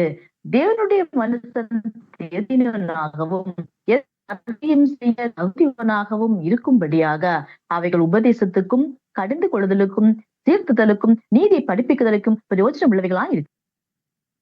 பிரயோஜனம் உள்ளவைகளா இருக்குது. சிஸ்டர், உங்களுக்கு நெட் ப்ராப்ளம் நினைக்கிறேன். ஸ்ட்ரக் ஆகி தான் கேக்குது. பாருங்க, அது வசனம் தெளிவா சொல்லுது. தேவனுடைய மனுஷன் எப்படிப்பட்டவனாக இருப்பான்? தேறினவனாகவும், நற்கிரையே செய்ய தகுதி உள்ளவனாகவும், அவைகள் எது? தேவனுடைய வார்த்தைகள் உபதேசத்துக்கும், வசனம் கடிந்து கொள்ளுதலுக்கும், சீர்திருத்துதலுக்கும், நீதியை படிப்பதற்கும் பிரயோஜனம் உள்ளவைகள். கட்டுக்கதை பேசாது, கட்டுக்கதைகள் பேசாது, வேத பொருட்டுகளை பேசாது, தந்திரமாய் நுழைய பண்ணாது, வசியம் செய்யாது, இச்சையான வார்த்தை பேசாது, பொருளாசை இருக்காது, ஜனங்களை தங்களிடத்தில் இழுத்துக் கொள்ள வேண்டும், எதுவும் செய்யாது. இதுதாங்க தேவனுடைய மனுஷன். அப்படிப்பட்ட ஒரு தேவனுடைய மனுஷன் யாருன்னு பாத்தீங்கன்னா, தேவன் நம்மளை அப்படி இருப்பதற்காக தான் அழைச்சிருக்கிறார். இன்னைக்கு இந்த தேவனுடைய மனுஷன் மூலியமாக இருக்கின்ற தேவனுடைய பிள்ளைகள் மூலியமாக இந்த சத்திய வார்த்தை இப்ப இணையதளத்தின் வாயிலாக உங்களிடத்துல வந்திருக்கு. பாருங்க, 1 தீமோத்தேயு 6ஆம் அதிகாரம் வசனம் 6, 9 சொல்லுது, போதும் என்கின்ற மனதோட கூடிய தேவ பக்தி. போதும், போதும், போதும். யார் சொல்லுவா? இன்னைக்கு இருக்கிற போதகர் சொல்லுவாங்களா? போதும், நான் ஒரு ஹாஸ்பிட்டல் கட்டிட்டேன், ஒரு ஸ்கூல் கட்டிட்டேன், ஒரு யூனிவர்சிட்டி கட்டிட்டேன், போதும் சொல்லி விட்டுருவாங்களா? இன்னும் டெவலப் பண்ணுவோம், இன்னும் டெவலப் பண்ணுவோம். எதுக்கு? இவங்க டெவலப் ஆகுறதுக்கு. உலகத்தில் நாம் ஒன்று கொண்டு வந்ததும் இல்லை, இதுல இருந்து ஒன்றும் கொண்டு போவதும் இல்லை. அதுவே நிச்சயம். அதான் சொன்ன, உண்ண உடுக்க போதும். ஐஸ்வர்யவான்களாக விரும்புகிறவர்களே, சோதனையிலும், கண்ணியிலும், மனுஷர் கேட்டிலும், அழிவிலும், அமிழ்ந்து போகிற மதிகேடும், ஐடி ரைடிலும், ஐடி பிரச்சனையிலும் மாட்டிக்கொள்வீர்கள். பண ஆசை எல்லா தீமைக்கும் வேறானது. பணத்துல தாங்க எல்லாரும் விழுகிறாங்க. சில சபைகள்ல நீங்க கேள்விப்பட்டிருப்பீங்க, பார்த்திருப்பிருப்பீங்க. ஒரு ஒரு ஒரு புரொட்டஸ்டன்ட்ல ஒரு சர்ச்ல, நான் பேர் சொல்ல விரும்பல, நாங்கெல்லாம் பார்த்தது சொல்றோம். ஒரு குரூப்புக்கு பயங்கர சண்டை, அடிச்சுக்கல, அவ்வளவுதான், சட்டை கிழிச்சுக்கல. ஏன் சண்டை அப்படின்னு பாத்தீங்கன்னா, அவங்க அந்த காணிக்கை எண்ணிட்டு இருக்கிறாங்க. அங்கதான் பயங்கர சண்டை. என்னப்பா காணிக்கை ஏற்றுறதுக்கு எதுக்கு சண்டை அப்படின்னு கேட்டீங்கன்னா, அதுல ஒரு குரூப் என்ன சொல்றாங்கன்னா, எல்லா வாரமும் சில்லற காசா எங்களை என்ன வைக்கிறாங்க, ரூபாய் நோட்டுல இவங்க எண்ணிக்கிட்டு இருக்கிறாங்க. இவங்க என்ன பெரிய ஆளா? சில்லற காசு நாங்க என்றவங்க சின்ன ஆளா? ஏன் நாங்களாம் ரூபாய் நோட்டு என்ன கூடாதான்னு சண்டை. அன்பான சகோதர சொல்ல, நீங்க சொல்லுங்க, இதுக்கு என்ன பதில் சொல்ல முடியும்? என்ன சொல்ல முடியும்? ஒரு மனுஷனுக்கு சில்லற தேவன காணிக்கையா வாங்கின அந்த சில்லற காசை எண்ணுவதற்கு கூட அவங்க வந்து ஒரு ஒரு என்ன சொல்றது? ஒரு கேவலமா நினைக்கிறாங்க. ரூபா நோட்டு என்ன பெரியவங்கன்னு நினைக்கிறாங்க. ஏன்னா, பணத்தின் மேல இருக்கிற அந்த தாக்கம். 11ஆம் வசனம் சொல்லுது பாருங்க. 1 தீமோத்தி 6ஆம் அதிகாரம் வசனம் 11. நீயே தேவனுடைய மனுஷனே, இவைகளை விட்டோடிடு. பண ஆசை, பொருளாசை, பந்தா, பேராசை எல்லாத்தையும் விட்டு ஓடிடு. பொய்யான சத்தியம் எல்லாத்தையும் விட்டு ஓடிடு. நீதியும், தேவ பக்தியும், விசுவாசத்தையும், அன்பையும், பொறுமையும், சாந்த குணத்தையும் அடையும்படி நாடு. அவ்வளவுதான். ஏன் தேவனுடைய மனுஷனுக்கு பேர் சொல்ல தெரியுங்களா? It's not a one person. அப்ப எத்தனை பேரு? 1,44,000 பேர் இருப்பதற்காக அழைக்கப்பட்டவர்கள். நமக்கு தான் தேவன் அந்த வாய்ப்பை கொடுத்திருக்கார். நமக்கு தாங்க கொடுத்திருக்கார். அன்பான சகோதரர், நம்ம யாருமே திட்டல. திட்டுறதுக்காக நம்ம வரல. இன்னைக்கு நடந்து கொண்டிருப்பதை சத்தியத்தின் வாளா நம்ம பார்க்கிறோம். வேற எதுவுமே கிடையாது. சரிங்களா? அப்போ தேவனுடைய மனுஷன் சொல்லுகின்ற பொழுது அவர் என்ன செஞ்சார்? தேவனுடைய மனுஷன் 3 காரியங்கள், 2 பலிபீடங்கள் அதை வந்து அழியும் சொன்னார். இன்னைக்கு வசனம் சொல்லிருச்சா? அவளை விட்டு வெளியே வா. பாபிலோன் விழுந்தது, விழுந்தது. ஈனமான ஆசாரியர்கள், கள்ள போதர்கிட்ட இருந்து என்ன பண்ணு? வெளியே வந்துரு. யெரொபெயாம் யாரு? சைத்தான். அப்படி ஈனமான ஆசாரியர்கள், சாத்தான், இந்த பேர் சபையில இருந்து RC, Protestant, Roman Catholic, Protestant, மற்ற பேர் சபைகள் எல்லாத்துல இருந்து வெளியே வந்துட்டீங்கன்னா, கர்த்தர் சொல்றார், உங்களை நான் கண்மணிக்குள்ள வச்சு பாதுகாப்பேன். Apple of his eyes. நம்ம கண்மணியை நம்மளால தொட முடியுமா? ஆனா தேவன் சொல்றார், ஒருவேளை நீங்க வெளியே வந்துட்டீங்கன்னா என்னோட கண்மணிக்குள்ள வச்சு பாதுகாக்கிறேன். அப்படி என்றால் என்ன? தேவனுடைய கண்மணிக்குள்ள முதல்ல தேவன் யாருன்னு கண்டுபிடிக்கணும். தேவன் எங்க இருக்கிறான்னு கண்டுபிடிக்கணும். அதுக்கப்புறம் தேவனுடைய கண்ணு எங்க இருக்கான்னு கண்டுபிடிக்கணும். அதுக்கப்புறம் தேவன் முடிச்சிட்டு இருக்கும்போது தெரியாம போய் கண்ணை குத்தணும். முடியுமா? நடக்கிறதுக்கு வாய்ப்பு இருக்கா? இல்ல. தேவன் சொல்றார், நீ ஆர்சி, புரொட்டஸ்டன்ட், தவறான போதனைகள் இருந்து, கள்ள போதர்கள்ட்ட இருந்து, சாத்தான்ட்ட இருந்து வெளியே வந்துட்டீங்கன்னா உன்னை நான் கண்மணிக்குள்ள வச்சு பாதுகாப்பேன். சரிங்களா? தேவனுடைய மனுஷன் அப்படி ஒரு பாதுகாப்புல தான் அந்த பெத்தேலுக்குள்ளே போனார். அதனாலதான் யெரொபெயாம் விரோதமா கை நீட்டும் போது கை நின்றுச்சு. அதுக்கப்புறம் புரிஞ்சிடுச்சாரு, இனி கைய நீட்டினா கை நின்னுக்கும். பேசாம என்ன பண்ணிடலாம்? கைய தோள் மேல போட்டுடலாம். எதுக்கு? ஏமாத்துறதுக்கு. அதுக்குதான் சொன்னாரு, எங்க வீட்டுக்கு வா, அப்பம் இருக்கு, சாப்பிடுங்க, இளைப்பாருங்க, தண்ணி இருக்கு, குடிங்க அப்படின்னா. அதுக்கு தேவனுடைய மனுஷன் சொன்னா, சத்தியம் கேட்டுட்டேன், கர்த்தர் சொல்லி இருக்கிறார், நான் இனி அப்பம் புசிக்க மாட்டேன், நான் இனி தண்ணி குடிக்க மாட்டேன், அந்த வழியில் நான் என்ன பண்ண மாட்டேன்? போக மாட்டேன். அன்பான சகோதர சகோதரர்களே, இவ்வளவு சத்தியம் கேட்டோம்ல, இனி ஞாயிற்றுக்கிழமை நீங்க போகின்ற சபையில போய் உட்கார்ந்து பாருங்க. உண்மையாலே சொல்றேன், அவங்க பேசுறதே 25 நிமிஷம் தான் இருக்கும். அந்த 25 நிமிஷம் நம்ம கேட்கும் போது ஹார்ட் ரொம்ப பெயின்ஃபுல்லா இருக்கும். நெஞ்சு வலிக்கும். உண்மையை சொல்ல நெஞ்சு வலிக்கும். ஏன்னா அவங்க சொல்றது எதுவுமே உண்மை இல்லை என்பதை நீங்க அண்டர்ஸ்டாண்ட் பண்ணிருவீங்க. ஏன்னா சத்தியம் உங்களுக்கு வெளிக்காட்டும். அது கேட்கும் போது நமக்கு ஹார்ட் பெயினா இருக்கும். கேட்க முடியாது. சரிங்களா? அங்க போய் தண்ணி குடிச்சிடாதீங்க, அங்க போய் சாப்பிட்றாதீங்க. சாப்பிட்டீங்கன்னா ஆசீர்வாதத்தை இழந்துருவீங்க. தேவனுடைய மனுஷன் கரெக்டா தான் இருந்தார். ஆனா என்ன பிரச்சனைனா, கருவாலை மரத்துக்கு கீழே போய் உட்கார்ந்துட்டார். இந்த கருவாலை மரம் எதை அடையாளப்படுத்தும் அப்படின்னு பாத்தீங்கன்னா, வேதாகமத்துல சத்தியம் தெரியும், இதுதான் உண்மையான சத்தியம் தெரியும். ஆனாலும் அவர்களால சில விஷயங்களை விட முடியாது. ரீசன் என்னன்னா, இந்த கருவாலை மரத்துக்கு கீழே உட்கார்றது என்பது அது ஒரு முள்ளு மாதிரி. என்ன முள்ளு மாதிரி? பாருங்க, மத்தேயு 13ஆம் அதிகாரம் 22ஆம் வசனம் சொல்லுது, முள்ளுள்ள இடங்களில் விதைக்கப்பட்டவன் வசனத்தை கேட்டவனாயிருந்தும், வசனத்தை நல்லா கேட்பாங்க, சப்ஜெக்ட்லாம் நல்லா கேட்பாங்க. உலக கவலையும் ஐஸ்வர்யத்தின் மயக்கமும் வசனத்தை நெருக்கி போடுகிறதுனால், உலக கவலைகள் வேலை, வருமானம், பிசினஸ், எய்ம், கோல் இதெல்லாம் நெருக்கி போனால் அவன் எப்படின்னா சத்தியத்தை கேட்பாங்க, ஆனா எந்த யூஸும் இல்லை. இப்ப தேவனுடைய மனுஷன் நல்லா தான் இருந்தாரு, ஆனா போய் எங்க உட்கார்ந்துட்டாருங்க? கருவாலி மரத்துல. இப்படி உலகத்தோட ஐஸ்வர்யன் மயக்கத்துல போய் பாருங்க, மயக்கத்துல போய் உட்கார்ந்துட்டான். பாபிலோன் என்பது தேவனுடைய கையில இருக்கிற பொற்பாத்திரம். அதுல மது ஊத்திட்டாங்க. அந்த மதுவை குடிச்சு மயங்கிட்டால் யார் வருவா தெரியுங்களா? ஆடு வரும். இந்த ஆடு, இது ஆடு கிடையாது, ஆட்டுக்குள்ள ஒரு ஓநாய். அங்க ஆடு மாதிரி யார் வந்தா? அந்த கிழவனான தீர்க்கதரிசி. என்ன சொன்னாரு அந்த கிழவனான தீர்க்கதரிசி?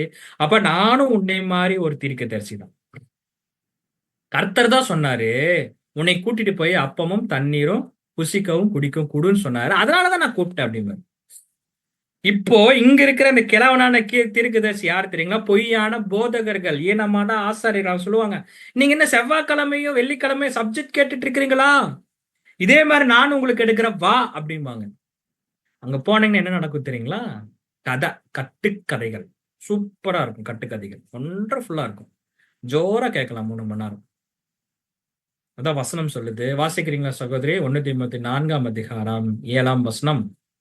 1 தீமோத்தேயு 4ஆம் அதிகாரம் 7ஆம் வசனம். சீர்கேடும் கிழவிகள் பேச்சுமா இருக்கிற கட்டுக்கதைகளுக்கு விலகி தேவ பக்திக்கு ஏதுவாக முயற்சி பண்ணு. பாத்தீங்களா வசனம் எப்படி இருக்குன்னு? சீர்கேடும் கிழவிகள் பேச்சுமா இருக்கிற கட்டுக்கதைகளுக்கு. சத்தியம் தெரியாதவர்கள் பேசக்கூடிய போதனை இனிமேல் நீங்க நோட் பண்ணி பாருங்க.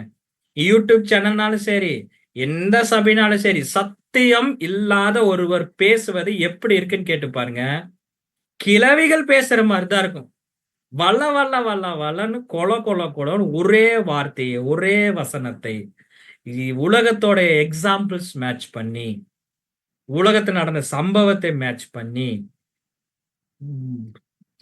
கஷ்டமா இருக்கு. அப்படிதான் பேசுறாங்க, வேற வழி இல்லை.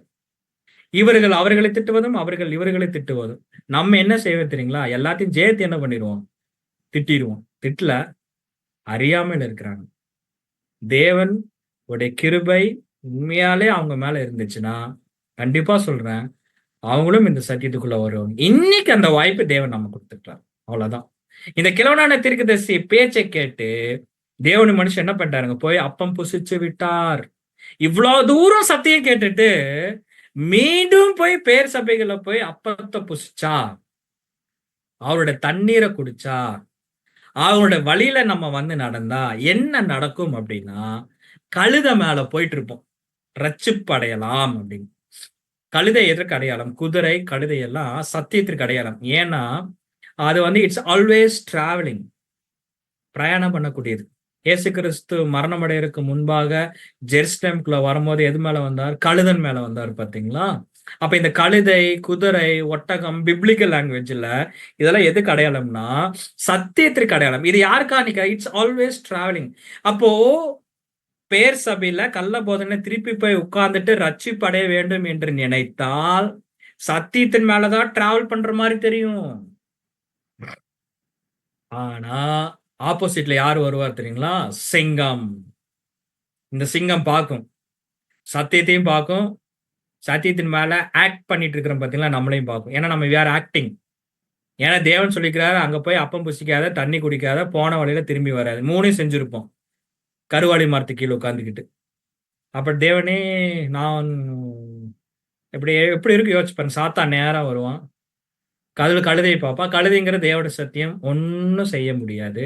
கழுதைக்கு மேல யார் இருப்பான்னு பாத்தீங்கன்னா ஆக்ட் பண்ணிட்டு இருக்கிற நம்ம இருப்போம். அப்ப தேவன் பார்ப்போம், ஆக்ட் பண்ணிட்டு இருக்கிறியா அப்படின்னு சொல்லி ஆக்ட் பண்றவங்களை சிங்கம் என்ன பண்ணுறதுன்னா முடிச்சிடும். எப்படி முடிக்கும்? அதுதான் வசனம் சொல்லுது. 1 பேதுரு 5ஆம் அதிகாரம் 8ஆம் வசனம். 1 பேதுரு 5ஆம் அதிகாரம் 8ஆம் வசனம். தெளிந்த புத்தியுள்ளவர்களாய் இருங்கள், விழித்திருங்கள். ஏனெனில் உங்கள் எதிராளியாகிய பிசாசானவன் கர்ச்சிக்கிற சிங்கம் போல் எவனை விழுங்கலாமோ என்று வகை தேடி சுற்றி திரிகிறான்.